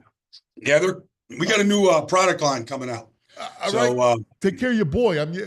Nobody's. I understand, cuz. Yeah. I got you. I got to wear it. I got things coming. All right, before we get into all this stuff, there's a million things I want to talk to you about. All Your right. travels of pro days, the NFL owners, all kind. The tiff between the Eagles and Sean McDermott. There's all kinds of stuff, right? Yeah. Tush pushes everything. I need some life. What would Baldy do? All right. All right. So I'm going to make you Cooper Flag. Okay. Now, Cooper Flag could go to the NBA draft, be the #1 pick, and go play for, say, the Washington Wizards in front of nobody and stink. Sure. Or Cooper Flag could say, hey, Capital One, State Farm, right? You name it. I want to be the face of March. Gatorade. Give me $200 million, $100 million, whatever you got. And I'm going to be, which is, by the way, a bargain to be the face of March. Own it. Yep. And stay at Duke. So I get it. Like, if you stayed at Duke and didn't get paid, your NBA clock's not running and you're going to feel on the back end. But with a $100 million deal, you're not feeling on the back end now. Well, I don't want to make any comparisons to Larry Bird, but Larry Bird, when he came out of Indiana State, went to Boston, obviously. And it's the greatest one-season turnaround in the history of the NBA. From their record before to Larry Bird. And you talk to Cedric Maxwell, Kevin McHale, all the guys that were there. They're like, oh, let's just see what he can do. And it started like day one, just draining shot after shot after shot. Like Cooper Flag, I don't want to, nobody should be compared to Larry Bird, at this stage of their life. But like, why wouldn't you go take the next step of competition? The money is going to be there, whether you stay in college, to your point, or whether and be in the face of, March Madness and all that, or go to the NBA. The money's going to be there. The kid's from Maine. I don't think he really cares. much about, that. I think he loves to play. Like, why wouldn't you take your game and go up against Oklahoma Well, I'll City tell and you Denver? why. I'll tell you why. A couple things. One, Okay. Larry Bird was 22 years old. No question. He played all right? 4 years. It's a different era. Yeah, he was a senior, and this kid's a freshman, and he's Right. going to go play in a place like Washington, which is a crap outpost, and you're going to lose, and there's going to be nobody in the stands. Whereas you go back to Duke, you're going to play in meaningful games. Yeah, no, I get that part, cousin. You're right. But isn't that going to be the same situation next year if he comes out? Yeah, It's going to be the same. He's still going to go to a terrible team, a terrible organization. yeah, but you'll be that much better as a ball player. Yeah, I mean, and you'll experience, this great life. Like, why be in a hurry to go to that league when you're playing college basketball? Life's great. Yeah. Like, if he was I'm- my son, I'd be like, dude, you're not going.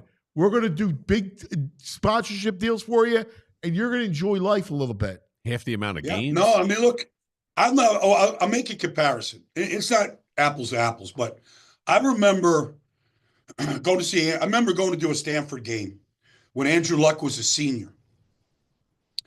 It is kind of apples to apples in this way. He could have come out his junior year and been the number one pick. He went back to Stanford. So I have to interview him at the Stanford Hall of Fame.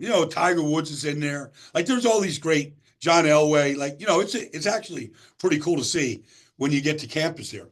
And so I'm waiting on Andrew Luck to show up for this interview. We're doing it on Friday afternoon. The game is on Saturday. So he shows up. He's got his book bag on. He's got his flip-flops on, and he's riding his bicycle around the campus. And he shows up, jumps off the bicycle, and like, hey, nice to meet you, Baldy, whatever. I was working with, Joel Myers at the time. Yeah, he couldn't have been nicer. But to your point, he's riding his bike around the campus at Stanford. Life is pretty freaking good. He's an engineer. I think we talked more about engineering than we did actually football at that time. But that would be the comparison to your point. He was living a great life.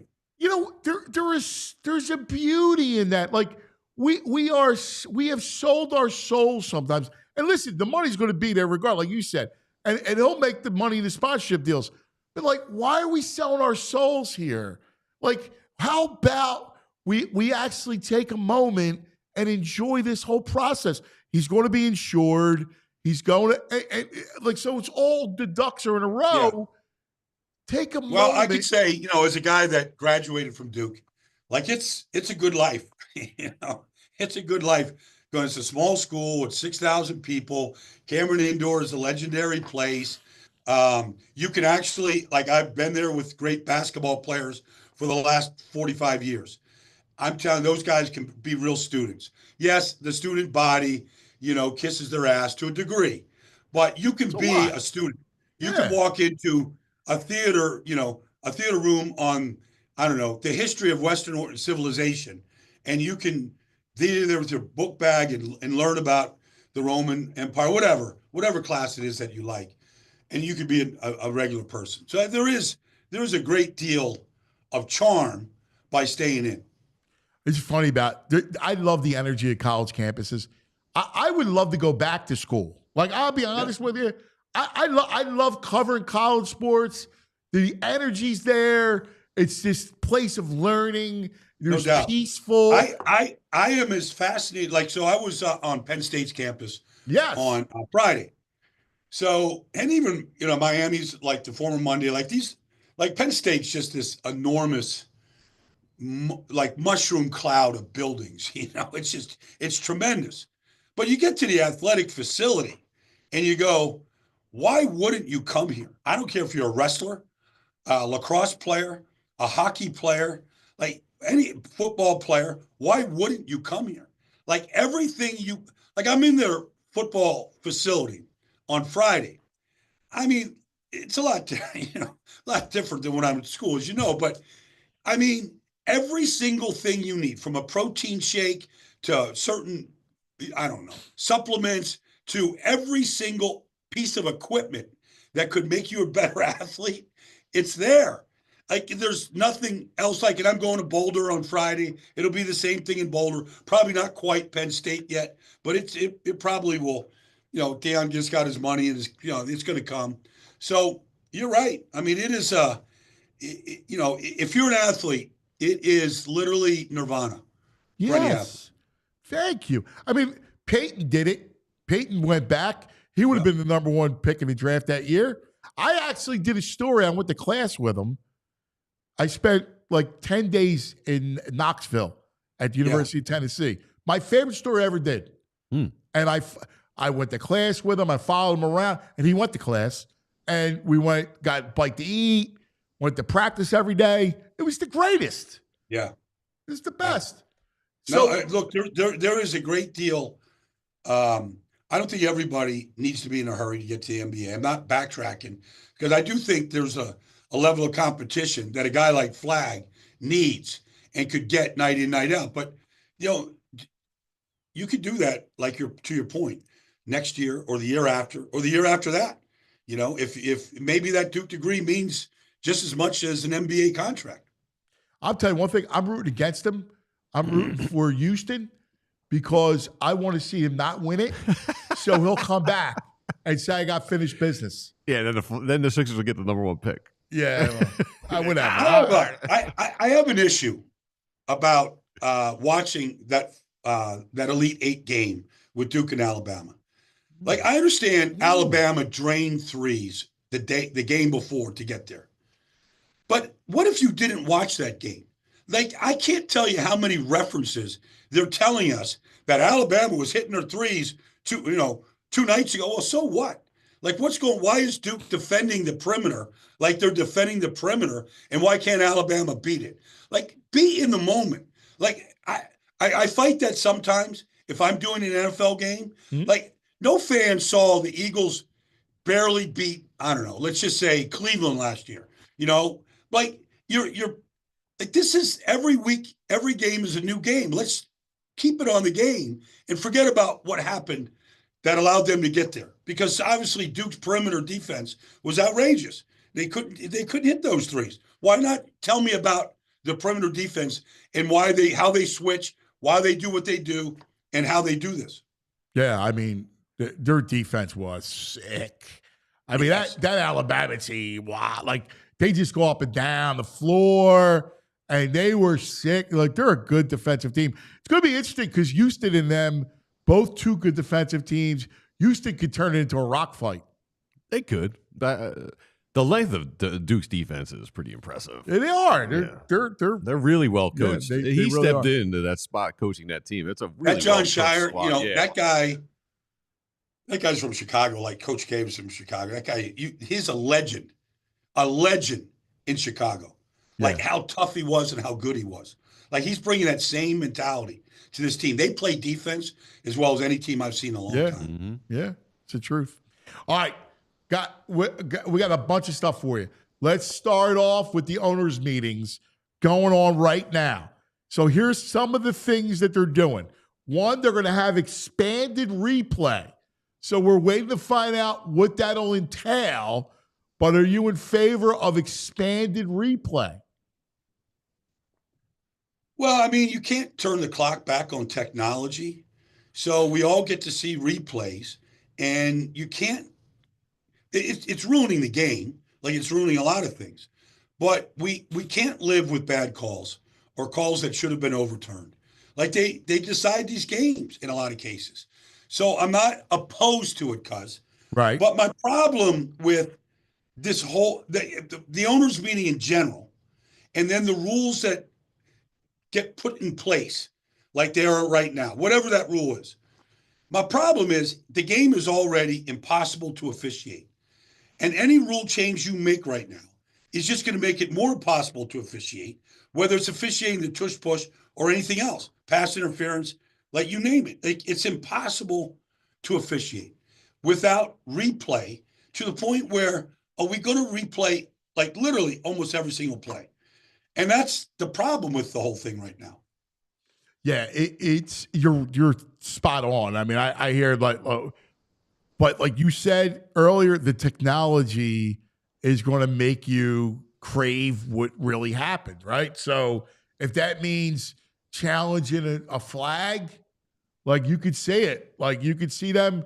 They might have a challenge flag, like where you get to challenge a penalty call and go back and look at it. Well, let's just take Philadelphia and Baltimore this past year. It was a good game, late game. And literally Jalen Carter is getting choked. Like he's getting choked like it's an MMA fight on almost every single pass play. And he couldn't draw a flag at all. And you go, well, why isn't this a flag? What has changed with offensive pass protection that Jalen Carter can't get a flag? Like unless he's getting choked to the ground, no flag comes out. So what is that? Like, are we going to call that? Not call that. Why aren't we calling that? And why is it gotten to this point where an offensive guard can literally have his arm wrapped around Jalen's throat and that's okay? We're going to challenge that? Because I would. Like if I was Jalen, I'd throw it. Well, I don't know where you're going to draw the line. They may have the rule, like I guess it's in the UFL, where if the flag's on the ground, like you could challenge a pass interference. Like if there's a pass interference. Yeah, but they tried that, cuz. They did that 3 years ago. It was a disaster rule. Disaster. Because instead of looking at every one, they'll give the coach a challenge, right? Like, and then you keep getting it if you're right. All right, I'll give you a history here. So back when I was doing games at Fox, they used to have the officials meetings, 3 days of meetings in Dallas every year. So I used to go, I went probably 3 or 4 different times. And I just sat in with the referees. I sat in with the defensive back coaches. Like I sat in all these different breakout sessions. But the seminar always finished with this one exercise. And it was a good one. It was you make the call. So it was every single type of call that could be made down the field in the passing game. Offensive pass interference, defense pass interference, illegal contact. They'd put a play up there. You debate the call. Call or no call. There is never, ever a consensus on what a call was. In a meeting, watching it on film, there was never a consensus. So I watched that and I go, you can't agree on a call in May in a seminar. How are you going to do it on a field in October, when we're all waiting to see, is this flag going to get picked up or not? Because at that time, they tried to create a hopper. That's what the word they use, a hopper, on all the different things that you could get, you could rule defensive pass interference on. Whether it was face guarding, whether it was, illegal contact, whatever it was. That hopper, like they just blew that thing out. Like now it doesn't even make any sense to me. Yeah. No, that's a great point. All right. I guess I'm just looking at the wording of this, trying to find the replay assist wording. So under the new policy, hits on a defenseless player, grabbing the face mask, performing a horse collar tackle, tripping and running into or roughing the kicker, I guess can be assisted from above, where they can just buzz them down and be like, yo, we have clear evidence of this. You like that? Well, I mean, look, if there's running into the kicker, but he got pushed into the kicker, that would be good if it was ruled immediately. Yes, I think there's a benefit to that. And if the flag was thrown, you pick it up and you move on. Like I've got no problem with that. If it's done that instantly, and if it's done consistently. Because now we've seen the buzz down. Like we've already seen it now with certain plays. Like they're picking up flags and whatever. And it kind of works. So I guess it'll include like administrative stuff too. So maybe the spot, wherever they spot the ball, stuff like that. It's interesting.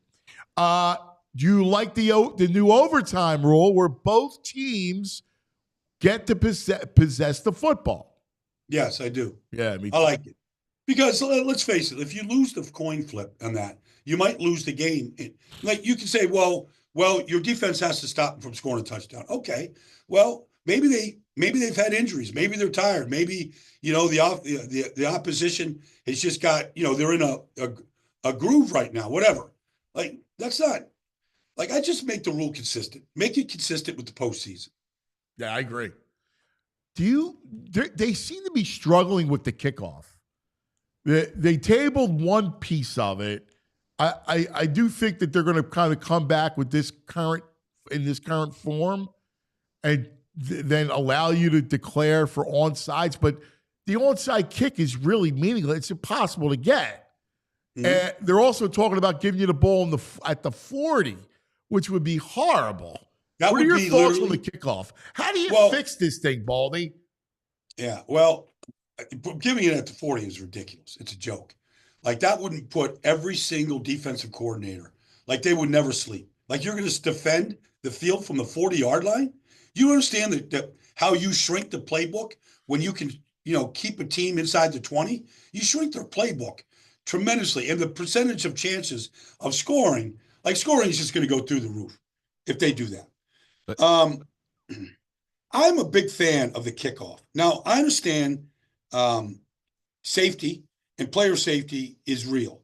And I guess the concussions were too great when they were putting the ball in play and the full speed collisions. I get that. Okay, so if we want to have this kickoff zone of 10 yards and we limit the amount of full speed collisions, I'm okay with that. But why not just move it back? Why not just move it back where almost every kick is in play? Like, what's the problem with that? So now you get the kickoff. Now you've made it safer. All right, maybe you put the landing zone in a different place because you moved it back. Right. But you put more balls in place instead of just kicking it through the end zone and putting the ball at the 30-yard line like a lot of teams. Like, I'm a big fan of developing my special teams and my backup linebackers, safeties, corners, whatever. They're on my kickoff coverage team, and they take pride in pitting a team inside the 25 and maybe saving. Let's say they tackle them at the 23. You save 7 yards of field position. Like, that's a good bonus for me. Like, if you can make that tackle. Like, I remember Kenneth Gainwell in the Super Bowl had two special team tackles. Yeah. Or in the championship game, he had 2 special team tackles. Like, that kid, that helped him get a free agent contract to Pittsburgh this year. But that was a guy that had a limited role this year because of Saquon. But in his role, it expanded on kickoff coverage, and he's able to do it. I believe that kickoff coverage is an extension of your defense and how you play defense. So why not just move it back and put the ball in play? And you can still have the compressed area of blocking. So Diana Rossini, 16 minutes ago, quoted a source about kicking. NFL's onside kick amendment will be adjusted and moved on and voted later in May. Touchbacks on kickoffs will now bring the ball to the 35-yard line. All right, so what Diane's saying, and what we're all saying is, the incentive, like, do you really want to put your defense out there at the 35-yard line? Like, as a player, I'm in the huddle, and we just have a change of possession. If I go out there and we're huddling at the 35, I know one first down, we're at basically midfield.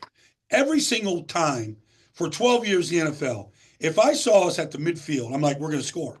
Like, the mentality of scoring as an offense goes through the roof. And like, by the way, these kickers' range have been they've increased 20 yards. There was a time, you can look this up because this is not like pulling this thing out of thin air.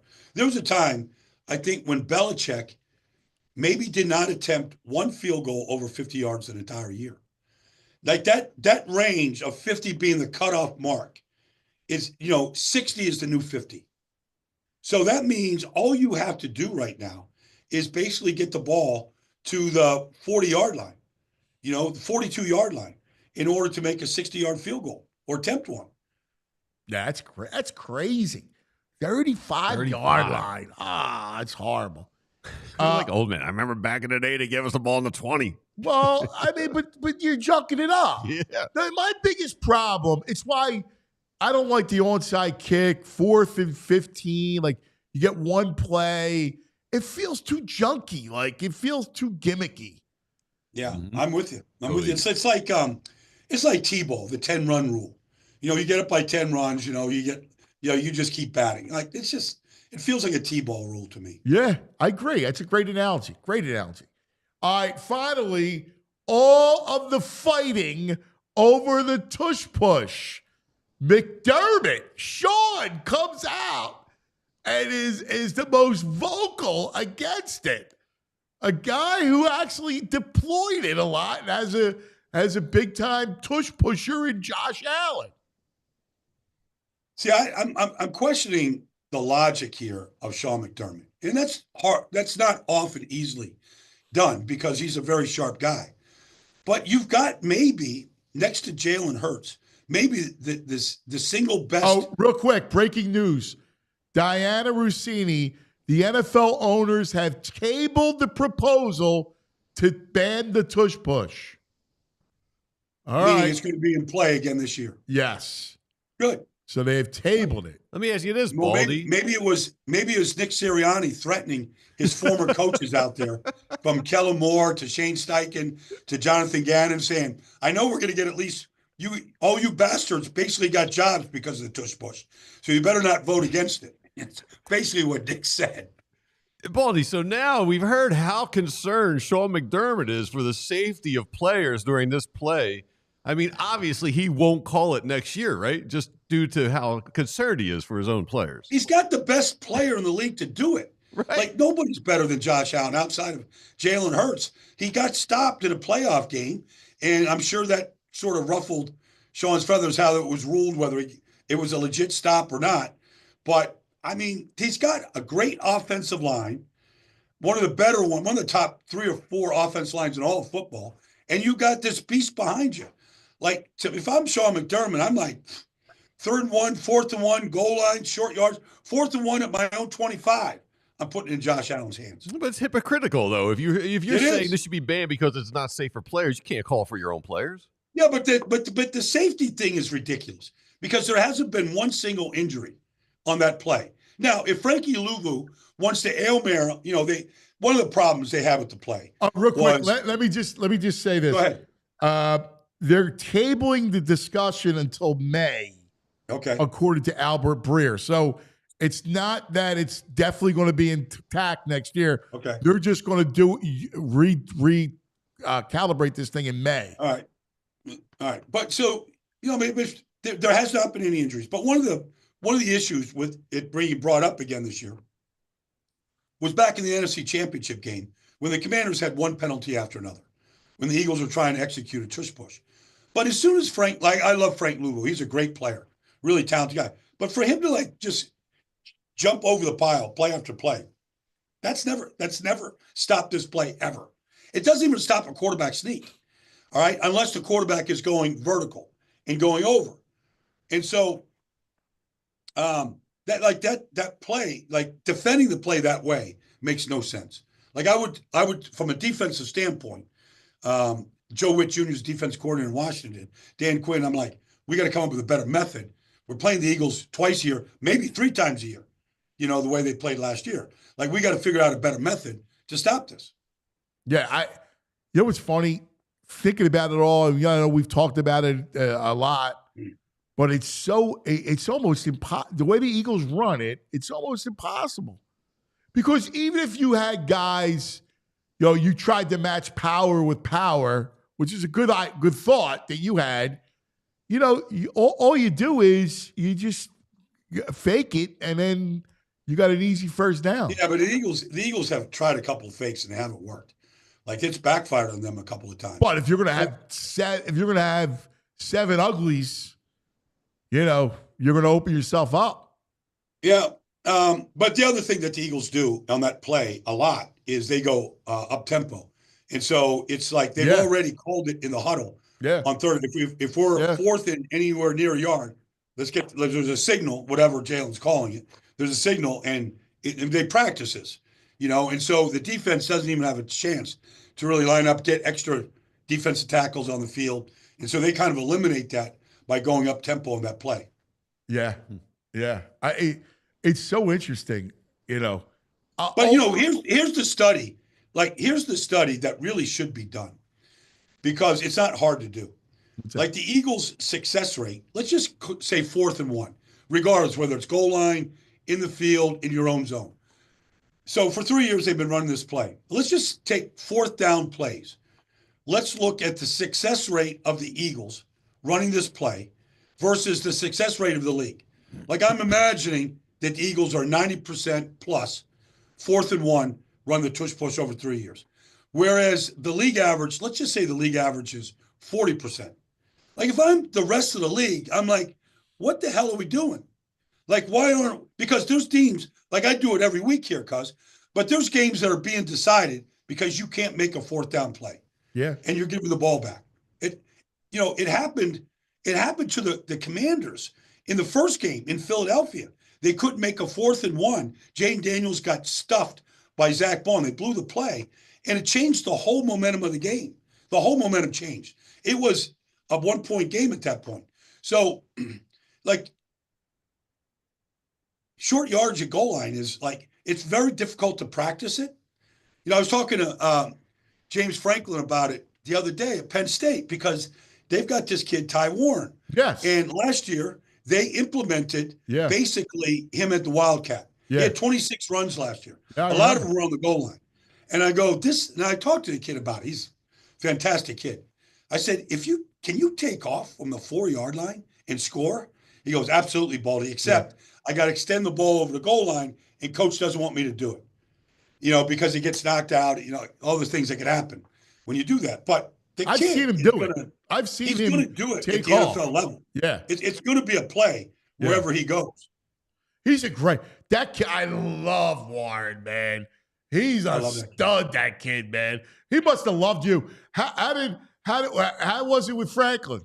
He's a big Baldy fan, I hear. Big fan. He goes, he says to me, he goes, I just want to let you know, Baldy, how much I enjoy your videos. I actually watch your dive videos. Like, that's how you know I'm a fan. I go, I appreciate that, Coach. I go, you got a lot of players that are easy to, talk up. But he's just, he's a very, so his thing was one of the things he did. So I asked him about it. Like, he's got 13 analysts on his staff for analytics, coaching.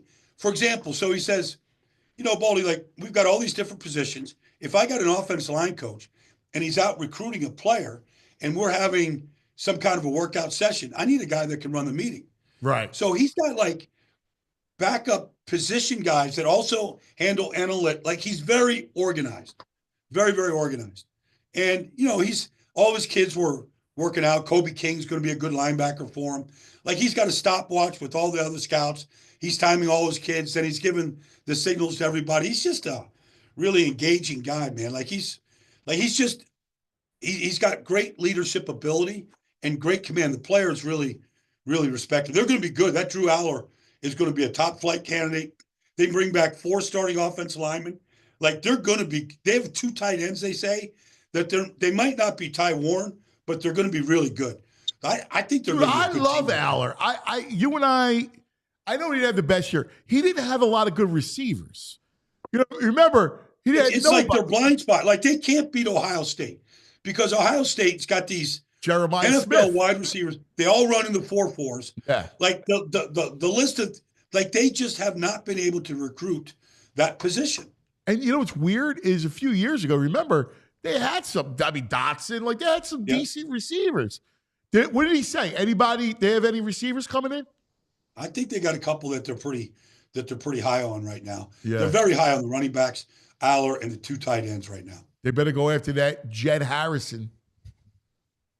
Jet Harrison is a sophomore at St. Joe's Prep. Is he? And he's supposed to be, is he a sophomore or junior? I think sophomore. Fine. He's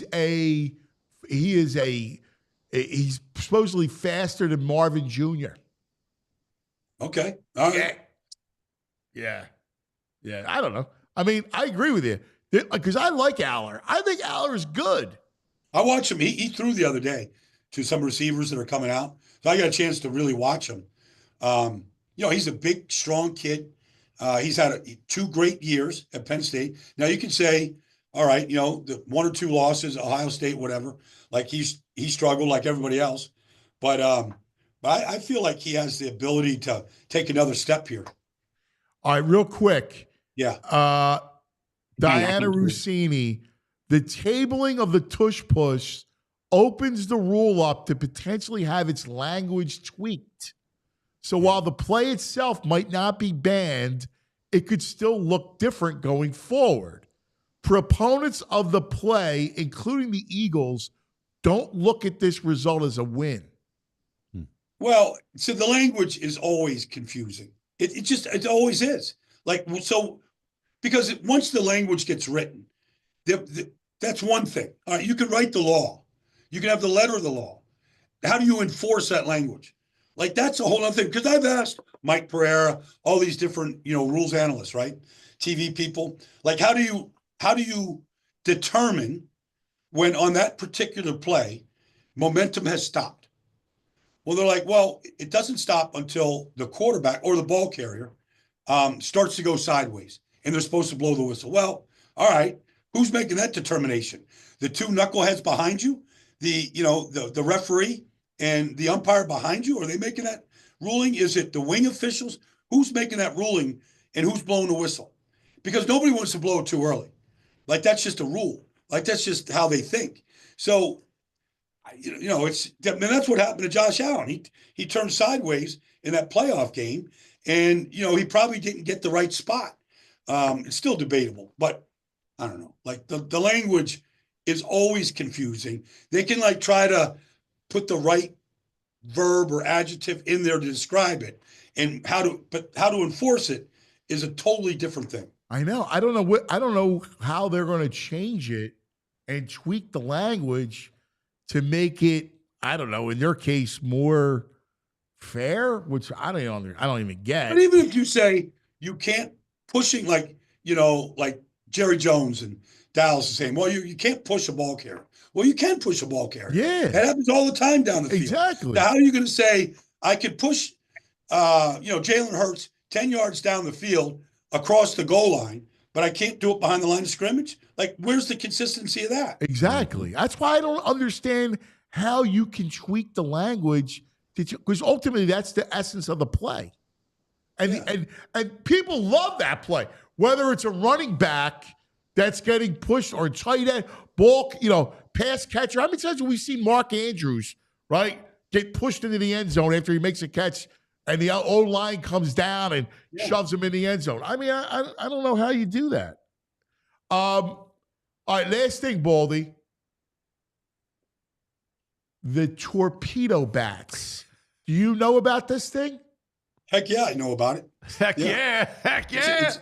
It's on the back. It's on the back page. The inventor of the torpedo. You can look it up right now on your phone. Yeah. On the back page of the New York Post today is a guy from MIT that came up with the science for it. So obviously, you throw 3 pitches and you hit 3 home runs. And Aaron Judge jacks 3. So I tweeted out as soon as I saw it. Is this really legal? Because, why hasn't somebody else determined where the sweet spot of the bat is per individual batter? Right. The way the Yankees have. Why is it the Yankees? Now, they I understand just thought about they're not it. the only ones. But I think it's kind of cool because we all love the home run anyways.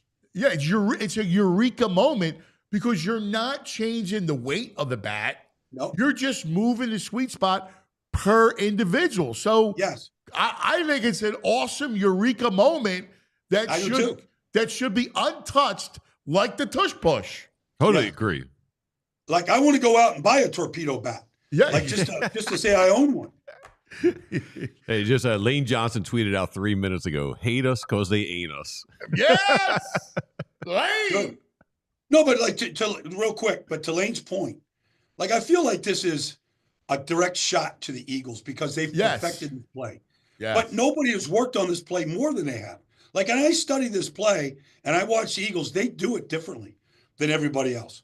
And so why punish a team that has taken a play, right, and perfected the play? Why punish Jalen Hurts and his ability to deadlift 650 pounds? That's right. Why? I don't know. I hear you. My brother, always the best. Always. We'll talk to you later in the week. All right? You got it, cuz. Let's do it, man. I'll probably talk to you from Colorado. You're the man. I love it. Baldy and Prime. That's a show. We love you, buddy. Thanks, pal. Coming up, ZBerm from the meetings. ZBerm is going to give you chapter and verse of all that's went down. The reaction from the Eagles. I mean, he's got it all. Zachariah is next. You don't want to go anywhere. You want to hear this? Add Raheem Morris to another one of the scoundrels, too. He's Oh, complaining. really? Mhm. All right, we got a couple of, let's talk about our friends. Empires. Vampire. I'll talk about Bet Parks right now while you look for Empire, because the Bet Park Sportsbook Online Casino app has you covered. All right, if you missed it, the brain all crazy. Lorenzen over 15 outs. Michael King, pitcher for the Padres, over 5.5 Ks. He's got Burns over 15 outs. He's got Nas Reed over points. Dante DiVincenzo over points. He's got it all. He's the brain, and you can tell the brain where all the stuff, because the Bet Parks app has it all. He lays it all out there for you. Check it out, and don't forget all the fun casino. There's always a way to win on the Bet Park Sportsbook Online Casino app, like live online poker, like they have the live dealer poker and blackjack and roulette and craps. I mean, he's got it all. All right, plus all the hot slots. My man likes Betty the Yeti. Yeah. Peppa the Pig. Who's it? That was Oink, Oink, Oink. Oink, oink, oink. Yeah. Cleopatra. Love And all the Cleopatra. TV shows and movies like Rocky and Breaking Bad and Squid Games. Peaky Blinders. You got it all. In fact, new customers get up to $1,000 casino bonus back if you're down the first 24 hours. BetParks.com has all the details. You got to be 21. You got to be in PA, New Jersey, Michigan, Maryland, Ohio. If you have a gambling problem, please call 1-800-GAMBLER. All right, Empire Today, our flooring experts. And just like your favorite team and needs a home court, field, ice advantage, well, your home needs a home floor advantage, and Empire Today can help you get it. Empire Today has flooring experts, dedicated flooring professionals who focus on flooring every single day. We've all been to the big box stores. You wander the aisles aimlessly. Then someone who might be hauling it, and then you end up hauling some materials home. Look for an installer. You got to coordinate everything yourself. And those big box stores, they might have a flooring department. And the person working there might be trying to help you with floors, but they were probably doing sinks yesterday and stocking light bulbs the day before that. But at Empire Today, you get people who live and breathe flooring. They will be with you every step of the way. It's a whole new ballgame. Their flooring experts bring the showroom right to your home, pick the right flooring and the right colors for your space, see how it looks with your furniture in your house with the software they got. With Empire Today, you get clear, upfront, and all-inclusive pricing. Plus, you can schedule installation as soon as the next day.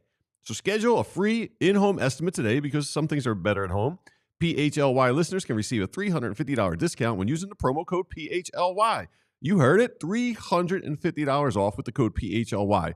Restrictions to apply. Visit Empire Today/PHLY for full details and get this flooring right with Empire Today. All right, let's go right to our man down in the meetings. He does the most amazing job ever. Let's look at him looking sharp. All right. Always. From the owners meeting, the great Zack Berman, Zachariah, Tush Push, craziness happening. Fill us in. Yeah, so it's interesting. The Tush Push is the big story nationally, but this is also like a huge week for Eagles news. First time Howie Roseman spoke since free agency started. Spent 30 minutes with Nick Sirianni today. We'll have Jeffrey Lurie this afternoon. So just a packed week. But as far as the Tush Push, you saw the news this came out a few minutes ago that it's being tabled. There are May spring meetings. There's a chance to amend language there. We'll speak to Jeffrey Lurie later today to kind of get a better sense of what went on inside the meetings. Obviously, the Eagles, their position is clear. Nick Sirianni's position is clear. This is the football play. The data doesn't suggest that there is increased injury risk. It's a polarizing thing. You know, I was at the AFC breakfast yesterday, going from table to table, and D'Amico Ryans and Andy Reid and Sean McDermott on the other side, and Shane Steichen right there, and everyone kind of has different perspective on the play. Those who are opposed to it mainly talk about the health and safety aspect of it, but it's more theoretical than it is kind of data driven at this point. And you know, as Nick Sirianni said today, it's not his data, it's the league's data that there isn't increased injuries on this play.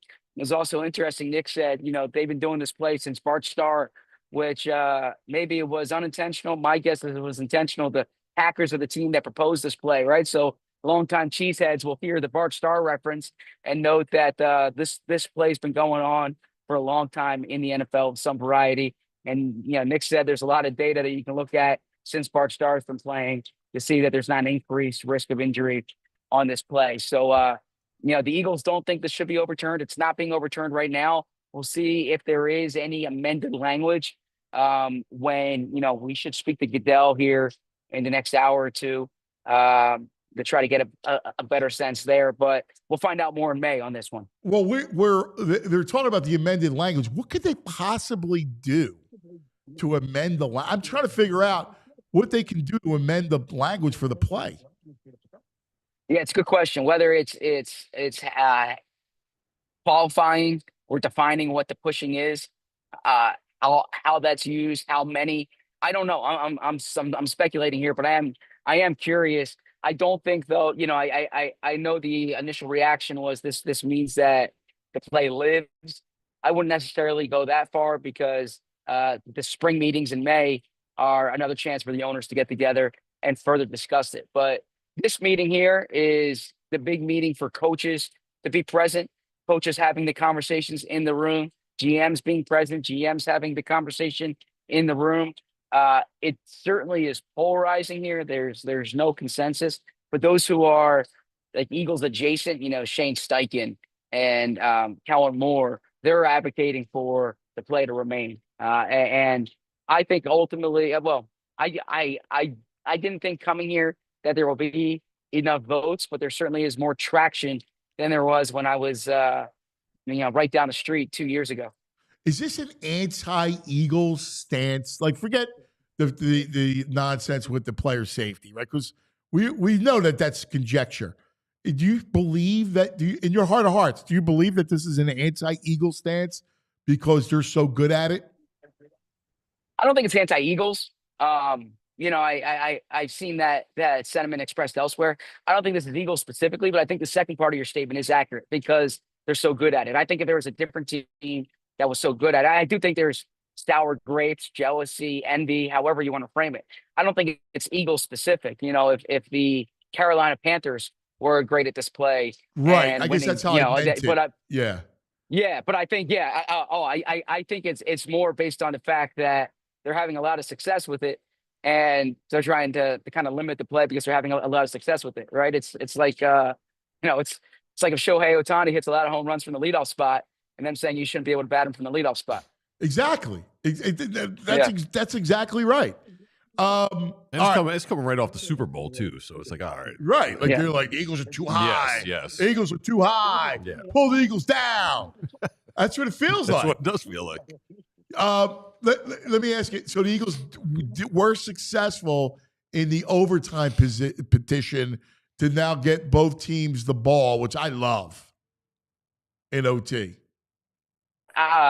Again, I haven't read through it yet. I think it got amended to 10 minutes as opposed to 15, which is kind of what the standard overtime is. But yeah, I agree. It's as though it's postseason rules where both teams would be able to get that possession. Okay. So, but it's still 10 minutes. It's not a full quarter. It would it wouldn't be 15. It would be 10, but it would be the overtime rules. From what I understand, I have to go back and look at the rules. I spoke to Sirianni at 7:45 this morning. I've kind of been transcribing him ever since. So I once I get off here, I'll go right actually in the hotel over there. That's where all the owners are meeting right now. So it's like the white smoke coming out with all the rule changes. It's people. Shefty's got it as it is 10 minutes. Yeah. The original proposal was for 15. They approved it for 10. Okay. It's people. Listen, when you got a roll, you tell us. All right. No, this is good. I'm enjoying this. All right. Let's talk about Nick this morning. All right. What was Nick like? We saw him in front and center in the coach's picture yesterday with his shorts, looking all relaxed. Give us the state of Nick and any news that came out of that interview. Yeah, Nick, he said the celebration's over. They're in preparation mode now, kind of turning the page to next year. Another guy similar to Howie yesterday, non-committal about Dallas Goedert. I think that speaks volumes about, Dallas Goedert's status with the team. Nick really was ambiguous about all types of position stuff. I actually thought Howie was probably better on the roster stuff yesterday than Nick was. Interesting. One guy Nick really talked up in terms of who they added is Avery Williams, who is he's a special teams player from the Falcons. And when they signed him, I kind of viewed him as like just a core special teams guy, can return, all different phases of special teams. Nick seemed really intrigued by him, brought him up a few times, and mentioned that he can have an offensive role with the team. Williams is someone who played offense and defense at different times in the NFL. But I was interested, or I was curious in hearing that. So really the big takeaways from that, Nick continues to be non-committal about Dallas Goedert. Like I said, he said the offseason program is going to be similar to last season.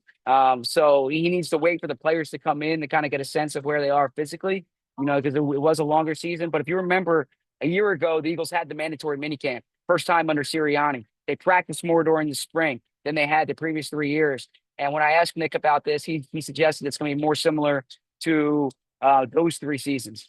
Nick said that he's excited for the White House visit. He said that, it's an honor. Teams have been doing this when they've won championships for a long time. And that's how he's viewing that visit. He spoke about the need for the offense to evolve, and he said, and the team to evolve.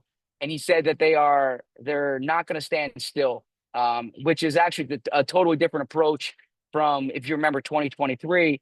He gave the example. He spoke about his niece, who's a 7th grader, who was the conference player of the year, played varsity basketball, was the conference player of the year with like juniors and seniors. And he called his niece up and he said, if you scored 17 this year and you did exactly the same next year, you're going to score 12 next year because everyone's going to try to stop you. And he kind of gave that example for how the Eagles are going to be, that they have to evolve, which I think is an evolution for Nick from what he was in 2023. But as far as kind of the substantive I think that's great. I agree with it. I love having the offense expand a little bit. And maybe you see more Jalen Moore as a thrower. Maybe you see more. I mean, he does have great weapons. We'll see what happens with the tight end situation. But maybe you see him, uncork it a little bit. Yeah, that's what I'm expecting. It's interesting you say that, Anthony. I am expecting this to be more of a passing offense next year than it was this year. I think they obviously had a lot of success running the ball, and they turned to that this year. You got probably the best possible outcome from Saquon.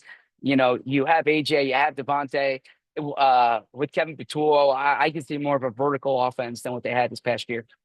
I like that. I like that. Because here's the beauty of it, right? The beauty of it is that if it doesn't work or it's you fall into some trappings, you can amend it. And you could always run it. Yeah. You're absolutely right. And I think I'm expecting them to come out passing a lot more and be more prolific in that area. How about Howie? What was the tenor of the Howie conversation? Yeah, Howie was, look, I always look forward to talking to Howie here at the owners' meetings because it's more substantive. Things are happening. Things have happened, rather. When he's at the combine, it's theoretical. He doesn't want to tip his hand. Here, he kind of explains what went on. So he explained how the offseason went and trading C.J. Gardner-Johnson. And he understands it was not a popular move. He understands maybe the return wasn't what people thought it should have been. He really explained it as getting in front of things financially. And the amount of contracts that they gave out last year, the amount of contracts that they have coming out this year, he noted they have 8 players making $15 million plus on the roster. They have 8 players who are drafted between 2022 and 2024 who are starters on this team who have not yet signed long-term deals. He mentioned that they have about 5 or 6 players from those draft classes who are competing for starting jobs. His point being that they have to give out a lot of contracts during these next 2 years, and they really wanted to take this year to kind of get in front of some of those financial decisions. So that was a big part of those moves. He was similarly non-committal about Dallas Goedert. This is me editorializing. I don't expect Dallas Goedert to be back, right? If you kind of use the institutional knowledge of covering the team, his answer for Dallas Goedert this year was comparable to his answer for Hassan Reddick last year at the owners' meetings. 2 days later, the Eagles traded Hassan Reddick. Now, There was more of a timing impetus there because of a roster bonus in Reddick's contract. But it would surprise me. It would really surprise me if they bring Dallas Goedert back at this point. OT. We are in OT with Zack Berman. That's right, overtime with Zack Berman live from the owners' meetings. You and I talked about this. I think I asked you this early on. To me, it felt like that Goddard would not be back, that's a place where they would save, and only because he's going to want, this is his last big contract, and they don't really have it to give. So what does that mean? This draft is rich in tight ends. Now, we know that, the new quarterbacks coach comes from a program in Bowling Green who has a tight end that's going to be drafted. So do you any inkling there? Because, obviously he'll know all about his own kid. And, is that, do you think, where they're going to go to fulfill that need? I think they need to look at the draft. I understand, they're excited about Harrison Bryant and Kylan Granson. These are guys on one-year deals who are kind of lottery ticket signings. Grant Calcaterra showed them something last year. I know that, but I don't think that's enough. And I think Dallas Goedert's a really good player. And I understand the financial part of this. They're not going to pay Goedert $14 million. That's what it costs cash-wise for him to be on the team next year. But I am, I do think they need to look at the draft. The problem is you just don't know how the draft is going to fall. And so typically round 2, round 3, you can expect the tight end to be there, but you just don't know what it's going to look like. And so I do know from kind of talking to different people in the building that the Eagles obviously aren't finished building this roster. The next big pressure point is the draft, but they think they can be active after the draft. If the draft doesn't fall their way, they have a surplus of picks in 2026 that they can trade to try to get somebody. They're going to have some financial flexibility post-draft.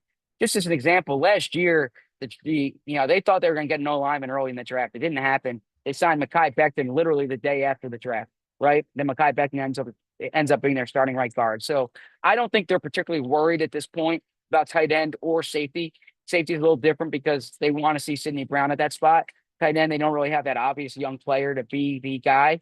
But I think that they'll look in the draft and then they'll kind of have some contingency options if the draft falls through. I still love the kid Taylor, Jonathan Taylor's son, LSU. Yeah, Mason Taylor. He's a good player. We talked about him. He'd be nice. Hey, I heard that some teams did poke around asking about Tanner McKee, and that the Eagles were pretty protective of him. Yeah, I think you're spot on there. I think the Eagles went into this offseason looking to trade Pickett, obviously, and not McKee. They want McKee as a cost control player here the next 2 years. They love McKee internally, right? Love him. And it's not just, Nick Sirianni said today, it's not just based on, the exposure that we saw in the games late in the season and then obviously the preseason. A lot of it has to do with what he did behind the scenes in practice, running scout scenes. He's someone that they are especially bullish on. They have a quarterback being paid, $40-50 million. So their backup, they want a cost-controlled backup, and that's what Tanner McKee is here for the next 2 years. Guy fits the suit. I like him. I like him. He's got a nice arm. He's big. Love him. I do. I'm a McKee fan. You are. Zach, you look fantastic today. You had the essay and you had the Miami Vice look, and then you did the quick change, the seamless removal of the jacket. I almost was like, what? This man is on point. Yeah. He's one of my fashion heroes. I got to tell you, I'm starting to sweating through this.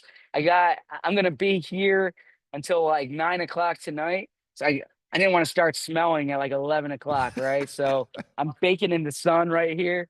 And so I had to make the strategic decision to take off the jacket while I'm out here in the sun. Okay, Slick, man. Take off the jacket. Take it off. Yeah. Take off the jacket.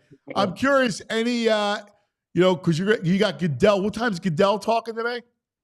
Goodell will talk once the meetings wrap up. So that's one of those things where they don't announce the time. They just tell you a half hour from now it's Goodell.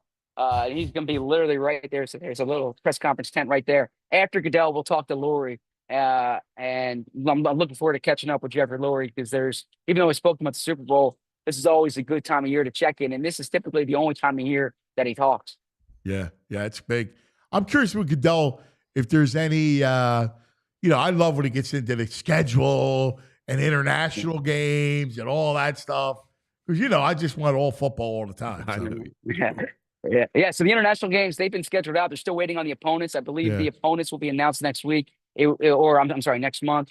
Won't be the Eagles, just because of the crossover games. But yeah, I'm curious to see that week 1 opponent, and I think that will be announced. The schedule will come out second week of May, and usually a few days before that is when that's announced. Yeah, great stuff. Zachariah, we love you. We'll talk to you tomorrow, all right? Whatever time's good for you. I'm flying back tomorrow. All right. I'll chime in from the airport, though, if I can. Yeah. I'll chime in from the airport. We'd love to do that. Yeah, whatever. I just love that. You're killing it down there. All right. We love you. Great stuff. Thank you. Zachariah. He's such a great reporter. He is. Yeah, loves that. He's great. He's fantastic. Yes, he is. Yeah. All right. Time now. Can I read you 2 things that have come across while we've been doing the show? Yeah. So the Spit and Chicklets hockey podcast. Yeah. It was Ryan Whitney and Keith Yandel talking. Yandel was here a couple years ago. Yandel said he heard things got personal with Yorkie. Yorkie was taking it for a while, but then Torts got personal with him and York unloaded on him. And then Whitney says that Torts was telling him, if you re-sign here, I will bury you. And that was getting over the line. They thought, and York responded. And they had if you resign here, I will bury you? Yes. What's he, crazy? Yes. What's he? He really is a tyrant. No right. wonder why they were like, dude, you can't be doing that. That's why he's out. Yeah. There's no push upstairs. No. You can't have that if he's saying those kinds of things, if that's true. But I mean, Yandel probably knows people in the locker room because he was there a couple years ago. So. Oh, that's terrible. And Corey Seidman had this out. Jesus Luzardo averaged 96.9 miles per hour with his 4-seam fastball in his first start, the highest velocity of any left-handed starter in MLB so far. Woo! How about that, Bot? There's not a lot of lefties to throw hard, man. Like not that hard. That's not like that. To have a guy like that from the left-hand side. Oh, that's huge. And not only that, because to have 2 of them. I know. Because Sanchez was bumping yesterday. In that same tweet, Cristopher Sanchez averaged 96.5 miles per hour with his sinker, also the highest velocity of any lefty starter so far. Luzardo's sinker was second at 96 miles per hour. Ooh, I love it. Way to go, Dombrowski. Yeah, he's got an arms race he's building. I love it. Yeah. I love the hard throwing arms. Big arms. Get the junk. Yeah. I hate the junk. The Mets are nothing but junk. Hate the junk. Yeah. All right. Back in the day. Back. We're going back. We're going back. We're going back in the day with Rite Aid. Yeah. The real simple one. Little Baldy thing came on my timeline over the weekend. Oh, yeah? What we got? Baldy lead blocking for Randall. It's just a picture of it, but still, you see Baldy. Let me see. He's running around. He look a little upper body stiff with it, but I gotta see. Wow. That's great. There's a thread of great number 62s, and someone put this picture up. Here he is. Look at Randall. Baldy does look like he looks like a robot coming at you. He looks like the Fox robot. He does look like a robot. Randall's looking all slick. Yeah, Baldy looks like the Fox robot. That's awesome. Hey, before we leave, we had a super chat from Jersey Dolphins. Great show, fellas. Love seeing Joey last Friday. Keep up the great work. It's awesome. Skinny Joey love. Yeah, that's great. He'll be back. He'll be the cheesesteak. Bryce went and got the cheesesteak. I saw. Yeah. It was a good cheesesteak. Yeah. Great. It was great cheesesteak. Yeah. All right. Well, that's going to do it for us, everybody. Bot, great job, dude. Work, Tyler. What do you got, Phillies? Yeah, we got an extra show today, so we'll be on at 1. We'll go half an hour, 1 to 1:30. Probably going to talk a lot of Luzardo and Sanchez because you got me geeked out now. I'm excited. Dude, that's it, buddy. That's right. I wish they were playing tonight. I know. I hate the buffer day. I said the same, and I get it, right? Because of weather and you want home Who opener, cares? blah, blah, blah. But, man, I wish they were playing today. Because here's the deal. If yesterday was rained out, you'd still play today. Right. So who cares? Well, Yeah, they charge a lot for opening day tickets and all that stuff. Come on. You know. Come on. You can't give them a postponement deal on the opening day tickets. I mean, come on. You got more sympathy for the X in the back. I know. Yeah, the thing is, the people who buy I these just over want to there, watch the Phillies. You got a good pitching matchup tomorrow, too. Wheeler Freeland's going to be a good one. Great one. Are you kidding me? Hey, you're right on. All right, everybody, have a great day. We love you. See you in the morning. We all silly like the mayor.